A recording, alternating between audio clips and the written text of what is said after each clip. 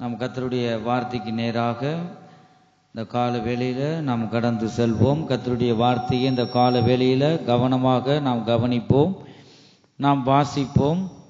1 தெசலோனிக்கேயர் 5வது அதிகாரம் 17-18 இந்த வசனத்தை ஒருவர் சத்தத்தை உயர்த்தி நாம் வாசிக்கலாம். 1 தெசலோனிக்கேயர் 5வது அதிகாரம் 17-18 இந்த வசனத்தை ஒருவர் வாசிப்போம். Pray without ceasing, in everything give thanks, for this is the will of God in Christ Jesus concerning you. இடைவிடாமல் ஜெபம் பண்ணுங்கள், எல்லாவற்றிலேயும் ஸ்தோத்திரம் செய்யுங்கள். அப்படி செய்வதே கிறிஸ்து இயேசுவுக்குள் உங்களை குறித்து தேவனுடைய சித்தமாயிருக்கிறது. இப்பொழுது வாசிக்க கேட்ட அந்த திருவார்த்தையின் மூலமாக கர்த்தர் ஒவ்வொரு இருதயங்களிலும் கர்த்தர் பேசும்படியாக நாம் ஜெபிப்போம். எங்கள் அன்பின் இயேசுவே, நாங்கள் உம்மை துதிக்கிறோம், ஸ்தோத்திரிக்கிறோம் அப்பா. இப்பொழுது நாங்கள் வாசிக்க கேட்ட கர்த்தாவே உம்முடைய வார்த்தையின் மூலமாக இந்த வார்த்தையாகிய தேவன் ஒவ்வொரு இருதயங்களிலும் நீங்க பேசுங்க. ஒவ்வொருவரையும் உம்முடைய வார்த்தைகள் உயிர்ப்பிக்கட்டும். ஆண்டவரே ஸ்தோத்திரம், நீங்க பேசுங்க, நாங்கள் கேட்கிறோம். இயேசு கிறிஸ்துவின் நாமத்தில் பிதாவே, ஆமென். கர்த்தருடைய பரிசுத்த நாமத்திற்கு மகிமை உண்டாவதாக. நாம் இப்பொழுது வாசிக்க கேட்ட அந்த வசனத்துல இடைவிடாமல் ஜெபம் பண்ணுங்கள், எல்லாவற்றிலையும் ஸ்தோத்திரம் செய்யுங்கள். அப்படி செய்வதை கிறிஸ்து இயேசுவுக்குள் உங்களை குறித்து தேவனுடைய சித்தமாயிருக்கிறது, தேவனுடைய விருப்பமாயிருக்கிறது. தேவனுடைய சித்தம் என்றால் அவருடைய தேவனுடைய விருப்பம். நீங்க எப்பொழுதும் இடைவிடாமல் ஜெபம் பண்ண வேண்டும், தேவனில் அன்பு கூற வேண்டும், எல்லாவற்றிலும் ஸ்தோத்திரம் செய்யுங்கள் என்று நாம் வாசிக்க கேட்டோம். கர்த்தருடைய பரிசுத்த நாமத்திற்கு மகிமை உண்டாகட்டும். எப்பொழுதும் நாம் ஜெபம், ஸ்தோத்திரம், ஜெபம், விண்ணப்பம் ஒவ்வொன்றுக்கும் ஒரு அர்த்தம் இருக்கு. கர்த்தருக்கு ஸ்தோத்திரம். நாம் எப்பொழுதும் இடைவிடாமல் நாம் ஜெபம் பண்ணிக்கொண்டே இருக்கணும். வேலை பார்த்தாலும், கை வேலை பார்த்தாலும், நாவு தேவன் அப்படியே ஜெபம் பண்ணிக்கிட்டே ஸ்தோத்திரம் செய்து கொண்டே இருக்கும்போது கர்த்தருடைய வருகை அந்த நிமிஷத்துல இருந்தா நாம் அவரோடு எடுத்துக்கொள்ளப்படுவோம். ஆகவே இடைவிடாமல் ஜெபம் பண்ணுங்கள். ஆனா கடைசி காலம் ஜெபம் ஒண்ணுதான். உபவாசத்திலும் ஜெபத்திலும் என்று ஜாதி பிசாசு எதுக்கும் போகாது. அப்ப ஒரு குடும்பத்துல ஒருத்தர் நல்லா ஜெபிக்கிறவனா இருந்தா போதும், அந்த குடும்பம் பாதுகாக்கப்படும். சுற்றிலும் அந்த குடும்பத்தை சுற்றிலும் வீடுகளில் சுற்றிலும் இருக்கிற அந்த குடும்பமெல்லாம் ரட்சிக்கப்படும். கர்த்தருக்கு ஸ்தோத்திரம். ஆகவே நாம் ஜெபிக்கிறவர்களாய் இந்த கடைசி நாட்கள்ல காணப்பட வேண்டும். ஒருவருக்காக ஒருவர் ஜெபம் பண்ணுங்கள். அப்ப இடைவிடாமல் நாம் ஜெபம் பண்ண வேண்டும். அப்படி இருந்தால் மாத்திரமே இந்த பொல்லாத இந்த உலகத்தில் பாருங்க, நம்ம ஒவ்வொரு நிமிஷமும் நம்ம பார்க்கும்போது பொல்லாத உலகம். ஆகவே இப்படிப்பட்ட உலகத்துல நம்ம ஜீவனம் பண்ண வேண்டும், பரிசுத்தமாய் வாழ வேண்டும் என்றால் ஜெபம் ஒரு ரட்சிக்கப்பட்ட மனிதனுக்குள்ள ஜெப சிந்தை, ஜெப ஆவி மிகவும் அவசியம். இடைவிடாமல் ஜெபம் பண்ணுங்கள், எல்லாவற்றிலையும். சின்ன ஒரு தண்ணி குடித்தாலும் ஆண்டவரே ஸ்தோத்திரம், ஸ்தோத்திரம் பண்ணணும். நீங்க ஒவ்வொன்றும் நம்ம சாப்பிட்டாலும் சாப்பிடுவதற்கு முன்பாக நீங்க என்னதான் செய்யணுமா? ஸ்தோத்திரம் செய்ய வேண்டும். அதிகாலை எழுந்து தேவனே நீங்க துதித்து ஒரு அதிகாரம் படிச்சு ஸ்தோத்திரம் செய்து அதுக்கு பிறகுதான் நீங்க என்னங்க ஜெபம் பண்ணாம ஒருபோதும் வேதம் ஒரு வாக்கியமாவது நீங்க என்ன செய்யணும்? வாசிக்கணும். வாசிக்காம சாப்பிடவே கூடாது. கர்த்தருக்கு ஸ்தோத்திரம். எல்லாவற்றிலும் நீங்க என்னதான் செய்யணும்? ஸ்தோத்திரம் பண்ணணும், தேவன் கொடுத்த ஆகாரத்துக்காக. மற்றபடி நம்மளை வையும் போது, அந்த இடத்துல நம்மளை துன்பப்படுத்தும் போது அந்த இடத்துல நம்ம பொறுமையோடு இருக்கணும். பாருங்க, எல்லாவற்றிலும் நமக்கு பொறுமையா நீங்க இருந்து எல்லாவற்றையும் ஸ்தோத்திரம் கர்த்தாவே என்னை உருவாக்குறதுக்கு தான் இப்படிப்பட்ட வழியில நீங்க நடத்துறீங்க. என் இருதயத்தை பற்றி உமக்கு தெரியும். யார் யாரு புரிந்துக்கிறாங்களோ இல்லையோ, தேவன் ஒருவர் காண்கிற தேவன். நீங்க என்னை புரிஞ்சுக்கிட்டா போதும், நீங்க என்னோட இருக்கீங்க. அதனால துன்பங்கள் எது வந்தாலும் நம்ம ஒன்று நினைச்சுக்கிறணும், தேவன் உருவாக்கி கொண்டு போகும்படியாக இப்படிப்பட்ட வழிகளை நம்மளை நடத்துகிறார் என்று நாம் அறிந்து கொள்ள வேண்டும். எல்லாவற்றிலையும் நீங்க என்னதான் செய்யணுமா? ஸ்தோத்திரம் செய்யுங்கள். நம்ம ஸ்தோத்திரம் பண்ணும் போது தான் கர்த்தர் பெரிய காரியங்களை செய்கிறார். அநேகருடைய ஸ்தோத்திரத்தினால என்ன பெருகுமா? கிருபை, கிருபை பெருகும் என்று நாம் பார்க்கிறோம். எல்லாவற்றிலும் ஸ்தோத்திரம் செய்யுங்கள். அப்படி செய்வதை கிறிஸ்து இயேசுவுக்குள் உங்களை குறித்து தேவனுடைய சித்தமாய் இருக்கிறது, தேவனுடைய விருப்பமாய் இருக்கிறது. ஆகவே ஒரு குடும்பத்துல ஜெபம் பண்ண வேண்டும்.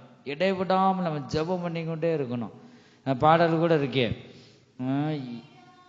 இடைவிடாமல் ஆராதிப்போ நம் வாழ்வில் என்றும் ஜெயமே. இடைவிடாமல் ஆராதிப்போ நம் வாழ்வில் என்றும் ஜெயமே.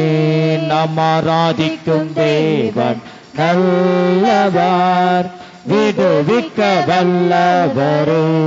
நாம் ஆராதிக்கும் தேவன் நல்லவர், விடுவிக்க வல்லவரே. இடைவிடாமல் ஆராதிப்போம் நம் வாழ்வில் என்றும் ஜெயமே. இடைவிடாமல் ஆராதிப்போம் நம் வாழ்வில் என்றும் ஜெயமே. ஹல்லேலூயா. நம் இடைவிடாமல் நம்ம தேவனை ஆராதிக்கும் போது, யாக்கோபு பாருங்க, என்னை ஆசீர்வதித்தாலே நானுமே விடமாட்டேன் பிடிவாதம் நமக்கு வேண்டும். கர்த்தருக்கு ஸ்தோத்திரம். எல்லாருமே அப்படி ஜெபம் பண்ண முடியாது. அதுக்கேற்ற கிருபைகளை தேவன் தருவார். விருப்பம் இருக்கணும். ஆண்டவரே, நான் அதிகமாக ஜெபம் பண்ண ஆண்டவர் என் ஜெபத்தை கேட்பார், பதிலை அவர் தருவார். ஜெபம் பண்ணும் போது கிருபை பெருகும், கர்த்தருடைய தயவு எனக்கு கிடைக்கும். அதை விரும்பி ஒரு விசுவாசத்தோடு நம் ஜெபம் பண்ண வேண்டும். கர்த்தருக்கு ஸ்தோத்திரம். அப்படி நாம் இருக்கும்போது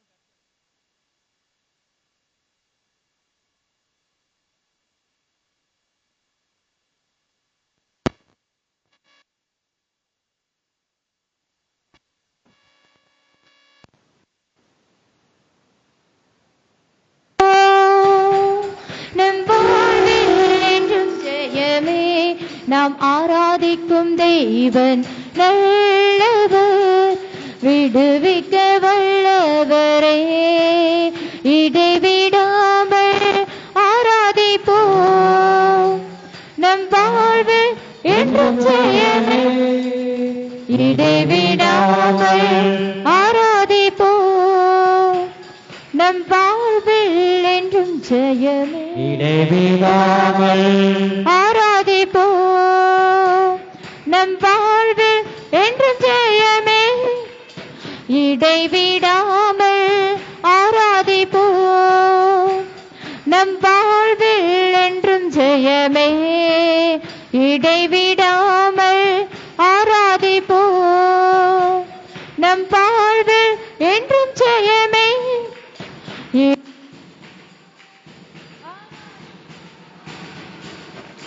வாழ்வில் என்றும் ஜெயமே. இடைவிடாமல் ஆராதிப்போம் நம் வாழ்வில். இடைவிடாமல் ஆராதிப்போம் நம் வாழ்வில் என்றும் ஜெயமே. இடைவிடாமல் ஆராதிப்போம் நம் வாழ்வில் என்றும் ஜெயமே. இடைவிடாமல் ஆராதிப்போம் நம் வாழ்வில் என்றும் ஜெயமே. ஹல்லேலூயா. நம்முடைய தேவன் சர்வ வல்லமையுள்ள தேவனாய் இருக்கிறார். நாம் இடைவிடாமல் நாம் ஜெபம் பண்ணும்போது கர்த்தர் பெரிய காரியங்களை அவர் செய்கிற தேவனாய் இருக்கிறார். எல்லாவற்றிலும் நாம் என்ன செய்யணுமா? ஸ்தோத்திரங்களை நாம் செலுத்த வேண்டும். ஸ்தோத்திர பலியிடுகிறவன் தேவனை மகிமைப்படுத்துகிறான் என்று நாம் வாசிக்கிறோம். கர்த்தருடைய பரிசுத்த நாமத்திற்கு மகிமை உண்டாகட்டும். நாம் இடைவிடாமல் ஜெபிக்கும் போது நம்ம பசி கூட தெரியாது பாருங்க. அப்படி வியாழன், வெள்ளி, சனி, சனிக்கிழமை நேற்று பொழுதோடு தான் நாங்கள் வந்தோம். 3 நாளும் வந்து சாப்பிடக்கூடாது, இரவும் பகலும் 3 நாள் உபவாசம். அங்க ஊழியர்களுக்கு மட்டும் கர்த்தர் தாமே தாங்கக்கூடிய சக்தியும் பலனையும் ஆண்டவர் தந்தார். அந்த 3 நாளும் வந்து ஆண்டவர் உபவாசம் இருந்து தேவ சமூகத்தில் இருந்து தேவனை துதிக்க கர்த்தர் உதவி செய்தார். முதலாவது நாள் தான் கொஞ்சம் பசி எடுக்கிற மாதிரி இருந்துச்சு. ஸ்தோத்திரம் பண்ண அந்த பசியும் இல்லை பாருங்க. அப்படி இந்த கடைசி நாட்கள்ல ஜெபம் தான் முக்கியம். வந்து உபவாசத்திலும் ஜெபத்திலும் இன்றி எந்தவித ஜாதி பிசாசும் போகாது. அது போல வந்துட்டு நம்ம தீர்மானம் பண்ணிட்டு இந்த உபவாசம் இருக்க போறோம்னா இந்த நாள்ல நான் இருக்க போறேன், நீங்க கிருபை தாங்க ஸ்தோத்திரம் பண்ணிட்டு நீங்க இருக்கும் பொழுது இந்த உபவாசத்தின் ஜெபத்தின் மூலமாய் வந்து பலவித தேவனுடைய நன்மைகள் உண்டாகும். ஆகவே நாம் தொடர்ந்து நாம் ஜெபிக்க வேண்டும். கர்த்தருக்கு ஸ்தோத்திரம். ஜெபம் இந்த கடைசி நாட்கள்ல நமக்கு மிக மிக அவசியமாகவே இருக்கிறது. கர்த்தருடைய பரிசுத்த நாமத்திற்கு மகிமை உண்டாகட்டும். தேவனுடைய சித்தம் அதுதான், அவருடைய விருப்பம் அதுதான். நமக்காக இயேசு கிறிஸ்து பிதாவாகிய தேவன் பரம தகப்பனை நோக்கி இயேசு கிறிஸ்து நமக்காக பரிந்து பேசினார், ஜெபம் பண்ணினார். இந்த பூமியில ஒரு ஜெபம் இல்லாம ஒரு ரட்சிக்கப்பட்ட ஒரு மனிதன் குடும்பத்திலும் சமாதானம் இருக்காது. ஆகவே நாம் ஜெபம் பண்ணுறவர்களா இருக்கணும். ஜெபம் இருந்தால் மாத்திரமே ஸ்தோத்திர பலி எப்பொழுதும் நாம் இருக்கணும். எப்பொழுதும் எந்த காலத்திலும் நம்ம என்ன செய்யணும், நாம் தேவனை துதிக்க வேண்டும். எந்த காலத்திலும் எந்த நேரத்திலும் நன்றியால் உம்மை நான் துதிப்பேன். எந்த காலத்திலும் எந்த நேரத்திலும் நன்றியால் உம்மை நான் துதிப்பேன். இயேசுவே உம்மை நான் துதிப்பேன், துதிப்பேன். எந்த வேளையிலும் துதிப்பேன். ஹல்லேலூயா. நம்ம எந்த வேலையிலும் நம்ம துதிச்சுக்கிட்டே இருக்கணும், ஸ்தோத்திரம் பண்ணிக்கிட்டே இருக்கணும். சமையல் பண்ணாலும், நடந்தாலும், போனாலும், எங்க பஸ்ல இருந்தாலும் நீங்க ஸ்தோத்திரம் நீங்க பண்ண, பக்கத்துல தீய கிரியைகள் இருந்தாலும் அலக்கழிச்சு போயிடும். ஆகவே எந்த நேரத்தில் நீங்க ஸ்தோத்திரம் நம்ம நாவல என்னதான் இருக்கணுமா, ஸ்தோத்திர பலிகள் இருக்கணும். நம்ம நாவு நல்லதே பேச வேணும். தேவனை துதித்து கொண்டே இருக்கணும். நீங்க சும்மா இருங்கள், என்னை நோக்கி துதிகளை செலுத்துங்க, வந்து என்னை மகிமைப்படுத்துங்க. ஸ்தோத்திர பலிகளும் தேவனை மகிமைப்படுத்துகிறான். தேவன் ஸ்தோத்திர பலிகளை செலுத்தி எல்லா துன்பத்திலும் நல்லா வாழும்போதும் கூட நல்ல நன்மையான ஆண்டவர் நடந்துட்டாருன்னா ஸ்தோத்திரம் பண்ணாம இருக்கக்கூடாது. அப்பையும் தேவனை மகிமைப்படுத்தணும். வந்து சூழ்நிலை சரியில்லாம இருக்கிற நேரத்திலும் கூட இந்த வழியில ஆண்டவர் நடத்துறாரு, அப்பையும் நீ ஸ்தோத்திரம் பண்ணணும். திட்டமானதா இருக்கணும். ஒரு உறுதியோடு நம்ம ஸ்தோத்திரத்தை செலுத்தும் போது கர்த்தருடைய கிருபை பெருகும். எந்த சூழ்நிலையிலும் தேவனுடைய அன்பை விட்டு நாம் விலகி போகக்கூடாது. தேவனுடைய பலியை விட்டு நாம் விலகி போகக்கூடாது. ஆகவே நாம் தொடர்ந்து தேவனுக்குள்ள நிலைத்திருந்து என்னதான் செய்யணுமா, நாம் தேவனுக்கு நாம் கனி கொடுக்க வேண்டும். ஸ்தோத்திர பலிகளை நாம் செலுத்த வேண்டும். கர்த்தருக்கு ஸ்தோத்திரம். நாம் வாசிக்கிறோம் நீதிமொழிகள் 28வது அதிகாரம் 9வது வசனத்துல நாம் பார்க்கிறோம். நாம் ஜெபிக்கிறோம், எல்லாருமே ஜெபிக்கிறோம். எனக்காக நாம் ஜெபிச்சுக்குங்க. யாருடைய ஜெபத்தை ஆண்டவர் கேட்பார் என்று பரிசுத்த வேதாகமத்துல தெளிவாக ஆண்டவர் சொல்லியிருக்கிறார். எல்லாரும் நாம் ஜெபிக்கலாம். வந்து எப்படி நாம் ஜெபிக்க வேண்டும், யாருடைய ஜெபத்தை ஆண்டவர் கேட்கிறார் என்று இந்த வேதத்தில் நாம் பார்க்க போகிறோம். வாசிங்க நீதிமொழிகள் 28வது அதிகாரம் 9வது வசனம். வேதத்தை கேளாதபடி தன் செவியை விளக்குகிறவன், வேதத்தை கேளாதபடி தன் செவியை விளக்குகிறவனுடைய ஜெபமும் அருவருப்பானது. அருவருப்பு பாருங்க. நம்ம ரட்சிக்கப்பட்டிருக்கலாம், வேத வார்த்தை நமக்குள்ள இல்லாத பட்சத்துல நீங்க ஜெபம் பண்ணா வந்து ஆண்டவர் கேட்க மாட்டார். கர்த்தருக்கு ஸ்தோத்திரம். ஆகவே வேதத்தை கேளாதபடி நம்ம பாடல் பகுதி, ஆராதனை பகுதியெல்லாம் அப்படியே தூக்கம் எதுவும் வராது. கர்த்தருடைய வார்த்தை கொடுக்கும் போதும் கூட வந்து அந்த இடத்துல தூக்கத்தை கணனி தெரியும் ஆவி பிசாசு வந்து பாருங்க, அந்த வேதத்தை கேளாதபடி செய்வோம். அது ஒரு ஆவி என்று வேதம் சொல்லுது. ஆகவே வேதத்தை கேளாதபடி இந்த வார்த்தை உனக்குள்ள, அந்த அன்பின் வார்த்தை உனக்குள்ள இல்லாத பட்சத்துல நீ ஜெபம் பண்ணனா அந்த ஜெபம் எப்படி இருக்கான், தேவனுக்கு முன்பாக அருவருப்பா இருக்கு, அசிங்கமா இருக்கு. அப்படிப்பட்ட ஜெபத்தை ஆண்டவர் கேட்க மாட்டேன் என்று வேதம் சொல்லுகிறது. வேதத்தை நம்ம கேட்கிறவர்களாய் இருக்க வேண்டும். செவியை விளங்க கூடாது. கர்த்தருடைய வார்த்தை நமக்குள்ள போனால் மாத்திரமே இந்த வார்த்தையாக தேவன் நமக்குள்ள இருந்து பெரிய காரியங்களை செய்கிறார். நாம் ரட்சிக்கப்பட்டிருக்கலாம், மூழ்கி ஞானஸ்நானத்து பரிசுத்த ஆவியின் அபிஷேகத்தை பெற்றிருக்கலாம். ஆனா காலங்கள் போக போக இந்த கர்த்தருடைய வேதத்தை வாசிக்காதபடி, கர்த்தர் பேசுகிற இந்த வார்த்தைக்கு நம்ம செவிகளை கேட்காதபடி, அதான் காது உள்ளவன் கேட்க கடவன் என்று அடிக்கடி இயேசு கிறிஸ்து பரிசுத்த வேதாகமத்துல அவர் சொல்லுவதை நாம் பார்க்கிறோம். ஆகவே இந்த காதுக்குள்ள வாங்கி இதயத்துக்குள்ள இதயமாய பலகை நாம் எடுத்துக் கொள்ள வேண்டும். நாம் ஜெபிக்கிறவர்களா இருக்கிறோம். வேதத்தை கேளாதவருடைய ஜெபம் என்ன செய்யாதான்? அருவருப்பு. தேவன் இந்த ஜெபத்தை கேட்க மாட்டார் என்று நாம் பார்க்கிறோம். கர்த்தருக்கு ஸ்தோத்திரம். சங்கீத புஸ்தகம் 88வது சங்கீதம் 13வது வசனத்துல நாம் வாசிக்கும் பொழுது, நானோ கர்த்தாவே உம்மை நோக்கி கூப்பிடுகிறேன், காலையிலே என் விண்ணப்பம் உமக்கு முன்பாக வரும்.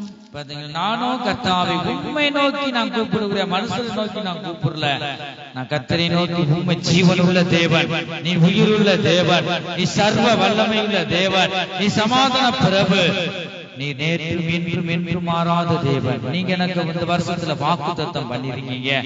நீங்க தான் வார்த்தையாகிய தேவனுக்கு வார்த்தையை தந்திருக்கீங்க. நானோ கர்த்தாவே உம்மை நோக்கி நான் கூப்பிடுகிறேன். எப்ப கூப்பிடணுமா? காலையிலே, அதிகாலை வேளையில் என்னை தேடுகிறவன் என்னை கண்டடைவான். காலையில என் விண்ணப்பம் உமக்கு முன்பாக வரும். நாம் பண்றோம், நம்ம பாவ அறிக்கை செய்து நம்ம ஜெபம் பண்ணும் போது நம்ம பண்ணின விண்ணப்பம் நம்ம எந்த வேலையாலும் பண்ணிருக்கலாம். அந்த விண்ணப்பம் அதிகாலையில போய் என்னதான் செய்யறது? அங்க போய் சேரும். கர்த்தருக்கு ஸ்தோத்திரம். நம்ம நினைச்சா அப்படி கண்ண முழுக்க டப்புன்னு வந்து உட்கார முடியுமா? நீங்க அங்க இருந்து வண்டி ஏறி இறங்கி நடந்து ஆலயத்துல வந்து சேர்ந்துருக்கீங்க. ஆகவே நம்முடைய தேவன் சர்வ வல்லமை உள்ளவர். நான் விண்ணப்பம் பண்ணும்போது தேவ தூதன் விண்ணப்பத்தை எடுத்துட்டு மேக மண்டலத்துல பொல்லாத ஆவிகள் இருக்கும். ஆகவே ஆண்டவர் இங்க மேகத்துல இல்ல, மேகங்களுக்கு மேலாக சிங்காசனத்தை ஸ்தாபித்து இருக்கிறார் என்று வேதம் சொல்லுது. கர்த்தருக்கு ஸ்தோத்திரம். அந்த தேவ தூதன் போகும்போது சாதாரண தேவதூதர்ல மிகாவேல் காபிரியல் என்று பெரிய தூதன். அப்ப அந்த தூதன் கூட பாருங்க பிசாசு என்னதான் செய்து இந்த வான மண்டலத்துல ஒரு சில விண்ணப்பங்களை கொண்டு போக கூடாதுபடி அதான் போய் அதிகாலையிலே நம்ம ஜெபிக்கணும். அதே நேரத்துல நம்ம ஜெபம் பண்ணணும். இந்த வேளை நம்ம விண்ணப்பம் பண்ணினாலும் இந்த விண்ணப்பம் அதிகாலையில, நாளை கால அதிகாலையில போய் சேருது. பாருங்க, நம்ம விசுவாசத்தின் அளவு, நாம் விசுவாசத்தோடு தேவனை நோக்கி கூப்பிடும் போது கர்த்தாவே, ஒரு சில நேரங்களில் தேவனை இறங்கி வருவார், உடனே பதிலை கொடுப்பார். ஒரு சில விண்ணப்பம் தேவதூதன், நம்ம கொடுக்கப்பட்ட தேவதூதன் போய் அங்க போய் சேரப்படும். எவ்வளவு தடைகள் இருக்கும் நம்ம நினைக்கிறோம். நம்ம ஆவிய பொல்லாத ஆவிய கண்ணால பார்க்க முடியாது. இந்த சரீரத்துக்குள்ள கிரியை செய்யும் போது அலக்கழிக்கும் போது சரி இது பொல்லாத ஆவி, இது விபச்சாரத்தின் ஆவி, அது வெளிப்படும் போது நமக்கு தெரியும். கர்த்தருக்கு ஸ்தோத்திரம். அதான் நம்ம ஒரு சிலர் மாற்றுகிறோம். ஊழியர்களுக்கு கர்த்தர் இந்த அப்படிப்பட்ட ஆவின்னு உணர்த்துகிறார் எங்களுக்கு. கர்த்தருக்கு ஸ்தோத்திரம். அந்த ஆவி பாருங்க, அப்படிப்பட்ட பொல்லாத ஆவி மேக மண்டலத்துல உலாவிக்கிட்டு இருக்கும். அந்த விண்ணப்பத்தை கொண்டு போக கூட தடை செய்யும். ஆகவே நாம் இடைவிடாமல் ஜெபிக்கிறவர்களா இருக்கணும். ஒரு விசுவாசித்து நம்ம பண்ற விண்ணப்பம் உயிர் உள்ளதா இருக்கணும். நம்முடைய ஜெபம் உயிர் உள்ளதா இருக்கணும். விசுவாசம் இல்லாமல் தேவனுக்கு பிரியமா இருப்பது கூடாத காரியம். தேவன் ஒருவர் இருக்கிறார். எனக்கு தேவ தூதரை மூழ்கி ஞானஸ்தானம் நடக்கும் போது தூதனை ஆண்டவர் தந்திருக்கிறார். நான் பண்ணின விண்ணப்பத்தை என்னுடைய தூதன் அங்க கொண்டு போவார். தேவன் எனக்காகவே கொடுக்கப்பட்ட தேவன் தந்திருக்கிறார். ஆண்டவர் என்னை கைவிட மாட்டார். விசுவாசம் நமக்குள்ள பெருக வேண்டும். விசுவாசம் இருந்தால் மாத்திரமே நம்முடைய ஜெபங்களை கர்த்தர் கேட்கிற தேவனாய் இருக்கிறார். பதிலை கர்த்தர் தருகிற தேவனாய் இருக்கிறார். கர்த்தருக்கு ஸ்தோத்திரம். இன்றைக்கு அதிகாலையில எத்தனை பேர் நீங்க ஜெபம் பண்ணீங்க? சொல்லுங்க பாப்பா, கையில உயர்த்துங்க பாப்பா. அதிகாலையில உங்க பிள்ளைகளுக்காக, உங்க பேரன் பேத்திகளுக்காக ஜெபிக்கணும். அதிகாலையில அப்படியே கர்த்தர் உங்களை காண்கிறார். உங்க இதயத்தை அவர் பார்க்கிறார். ஏன் கையில உயர்த்தி சொல்றேன்னா, எல்லாரும் பாப்பாங்க, சரி எத்தனை பேர் ஜெபம் பண்றாங்களே, நான் இன்னைக்கு ஜெபிக்காம வந்துட்டேன் சொல்லிட்டு அந்த உணர்வு வரும். ஆகவே நம்ம அதிகாலை நிச்சயமாக ஜெபிக்கணும். கொடுக்கப்பட்ட எத்தனை பிள்ளைகளோ அத்தனை பிள்ளைகளுடைய பெயரையும் சொல்லி நீங்க ஜெபிக்க வேணும். உங்களுக்கு கொடுக்கப்பட்ட ஊழியர்களுக்காக, எங்களுக்காக நீங்க என்ன செய்யணும் சொல்லி ஜெபிக்க வேண்டும். நம்ம ஜெபிக்கும் போதுதான் அநேக ஸ்தோத்திரத்தினால கிருபை பெருகும். நீங்க ஜெபம் பண்ண மாட்டியும் நீங்க ஸ்தோத்திரமாவது பெயர் சொல்லி ஸ்தோத்திரம் பண்ணும் போது பிள்ளைகளுக்கு ஸ்தோத்திரம் பண்ணா கிருபை பெருகும், அவருக்கு நல்ல ஒரு பாதுகாப்பு உண்டாகும்.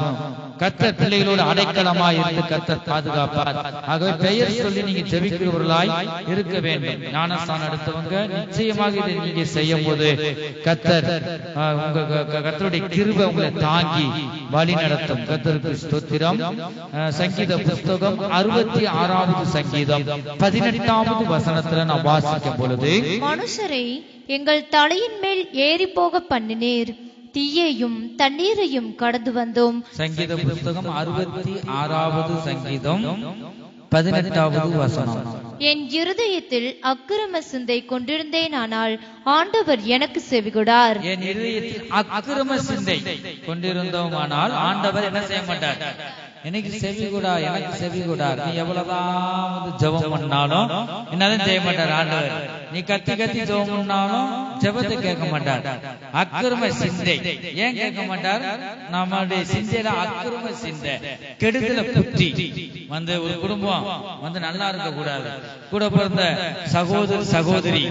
சகோதரிகள் நம்ம எல்லாரும் சகோதரிகளா இருக்கிறோம் பாருங்க, வந்துட்டு அவங்க நல்லா இருக்க கூடாது. அக்கிரம சிந்தை அப்படி கொண்டு இருந்து நீ ஜெபம் பண்ணா என்னாலும் செய்ய மாட்டார் ஆண்டவர், கேட்க மாட்டார். நீ ஒப்புரவாகு, அவங்களுக்கு கசப்பு இருக்கு, உனக்குள்ள கசப்பு இருக்கு, வந்துட்டு அந்த கசப்பை தூக்கி எறிஞ்சாதான் நான் கேட்பேன். அப்படிப்பட்டவங்க ஜெபத்தை ஆண்டவர் என்ன செய்ய மாட்டார்?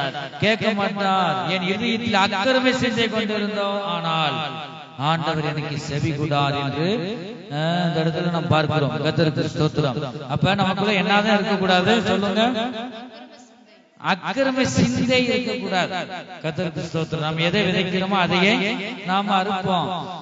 அதுக்கு முன்னாடி எப்படி பார்த்தோம்? இப்ப யாருடைய ஜெபத்தை ஆண்டவர் கேட்க மாட்டார்? வேதத்தை கேளாதவருடைய கேட்கலன்னா ஆண்டவர் ஜெபத்தை கேட்க மாட்டார். இந்த இடத்துல அக்கிரம சிந்தை கொண்டிருந்தார், ஆனால் ஆண்டவர் எனக்கு செவி கொடார் என்று தாவீது சொல்றத பார்க்கிறோம். கர்த்தருக்கு ஸ்தோத்திரம்.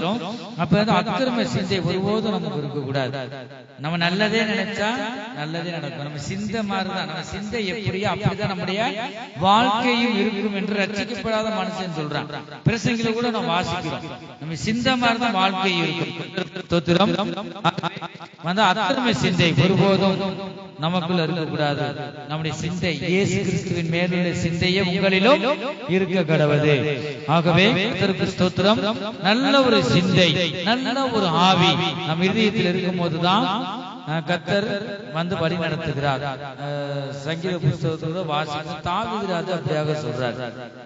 எடுத்துவங்க வாசிங்க 143வது சங்கீதம் நினைக்கிறேன். நல்ல ஆவி என்னை செம்மையான வழியிலே நடத்துவார். 143வது சங்கீதம் 10வது வசனம். உமக்கு பிரியமானதை செய்ய எனக்கு போதித்தருளும். பாத்தீங்களா? ஆண்டவரே உமக்கு பிரியமானதை எப்படி நீங்க செய்ய முடியும்? ஒருவர் நீங்க அன்பு கூறும் போது தேவன் நீங்க பார்த்து நம்ம உயிரோடு இருக்க முடியாது. கர்த்தருக்கு ஸ்தோத்திரம். ஆகவே தேவன் ஒருவருக்குள்ள வெளிப்படுறார் ஆண்டவர். ஆகவே நீங்க என்னதான் செய்யணுமா?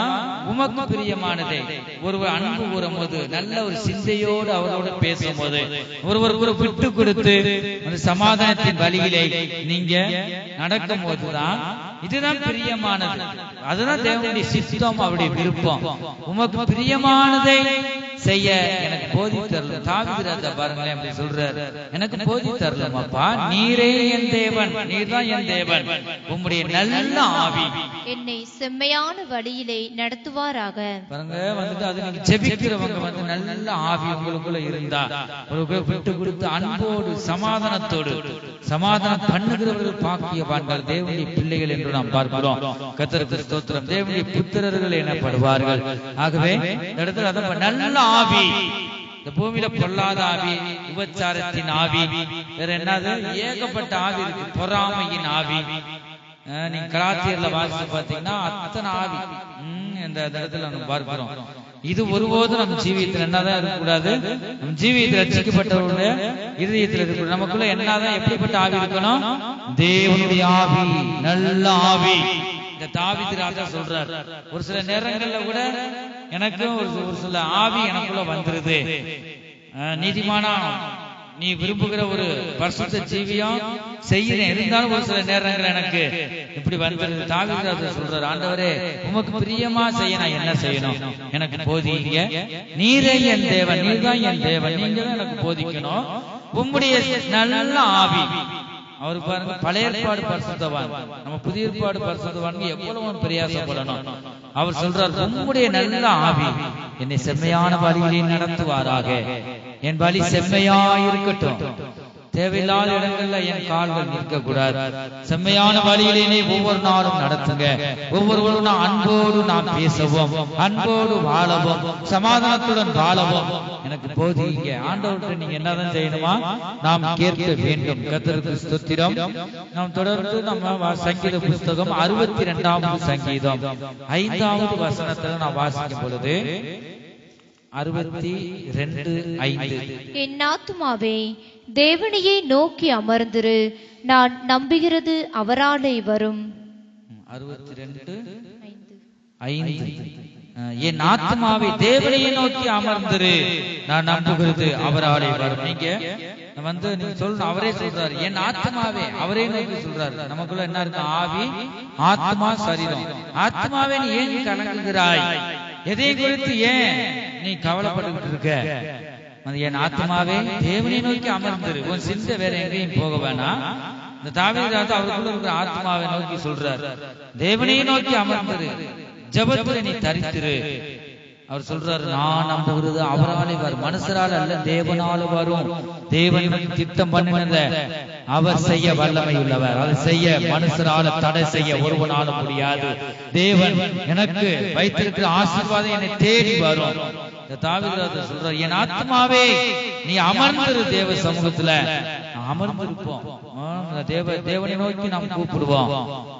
நாம் நம்பி இருக்கிறோமே, அது கர்த்தரால வரும், எனக்கு வரும், தேடி வரும். கர்த்தருக்கு ஸ்தோத்திரம். அதே தேவ சமூகத்திலும் ஜெபத்துல நாம் தரித்திருக்கும் போது கர்த்தர் பெரிய காரியங்களை அவர் செய்கிற தேவனாக இருக்கிறார். கர்த்தருக்கு ஸ்தோத்திரம். அதை விட்டு நம்ம என்னதான் நம்ம சாதிக்கணும், யார் மூலமாவது இந்த காரியத்தை சாதிக்க நினைச்சா முடியாது. தேவனால ஒரு சிலது முடியும், ஊழியர் மூலமா அது முடியும். அதை நம்ம சொல்லும் போது யாரு முதல் கீழ்ப்படுகிறாங்களோ அவங்களுக்கு தேவன் ஆசீர்வாதத்தை வைத்திருக்கிறார். அது ஒரு ரகசியம், அநேகருக்கு தெரியாது. கர்த்தருக்கு ஸ்தோத்திரம்.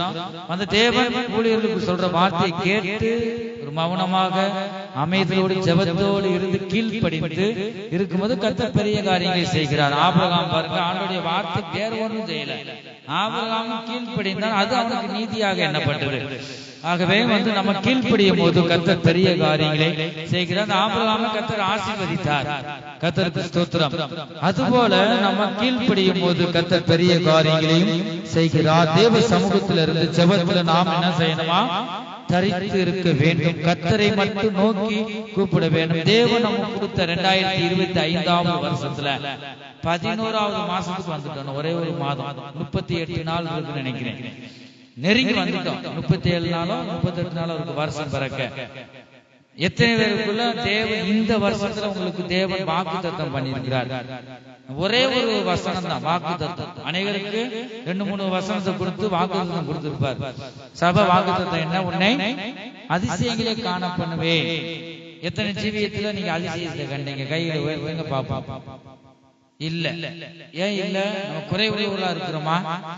பாருங்க, அதிசயங்களை காண பண்ணுவேன்னு சொன்னார்.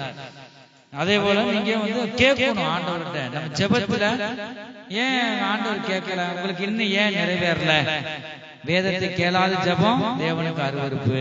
2வது, அக்கிரமை சிந்தை கொண்டிருந்தால் தேவன் ஜெபத்துக்கு செவி கொடுக்க மாட்டார் என்று நான் வாசிக்க கேட்டோம். அப்பா, என் சிந்தை அக்கிரமமா இருக்கா? உன்னுடைய வழியில் என்ன செல்லலையா? நீங்க மன்னிங்க. நீங்க எனக்கு கொடுத்தீங்களே, எனக்கு வாக்கு பண்ணிருக்கீங்க, மற்றவர்களுக்கு இல்ல. அவரவர் தேவன் வாக்கு தந்திருக்கிறார். வாக்கு தத்தம். இந்த வார்த்தை எனக்குள்ள ஏன் நிறைவேறல? நீங்க உதவி செய்யுங்கப்பா. நீங்க கேட்கணும். யாக்கோபை போல பிடிவாதமாக நீங்க கேட்கணும். ஏதோ நம்ம ஆலயத்துக்கு வாரம் போறோம் அல்ல, கடமைக்கு அல்ல. ஆண்டவர் நீங்க ஆலயத்துக்கு வரும்போது நன்மையை பெற்றுக்கொள்ள முடியாது நீங்க வந்திருக்கீங்க. நம்முடைய தேவன் நன்மை செய்கிற தேவன். ஒருவராகிலும் எல்லாருக்கும் இந்த வாக்குத்தத்தம் நிறைவேறணும். அப்பொழுது கர்த்தர் அவர் மகிழ்ந்து களி கூறுவார். வாக்குத்தத்தத்தை தந்துட்டார் நமக்கு. அத நம்ம என்ன செய்யணும்? விசுவாசித்து நம் இதயத்துல இந்த வார்த்தையை விசுவாசிக்கும் போதுதான், நம்பி விசுவாசிக்கும் போதுதான் இந்த வார்த்தை நமக்குள்ள நிறைவேறும். ஆகவே ஒவ்வொருவரும் அந்த வாக்குத்தத்தத்தை இதயத்தை எழுதி வச்சுக்கணும்.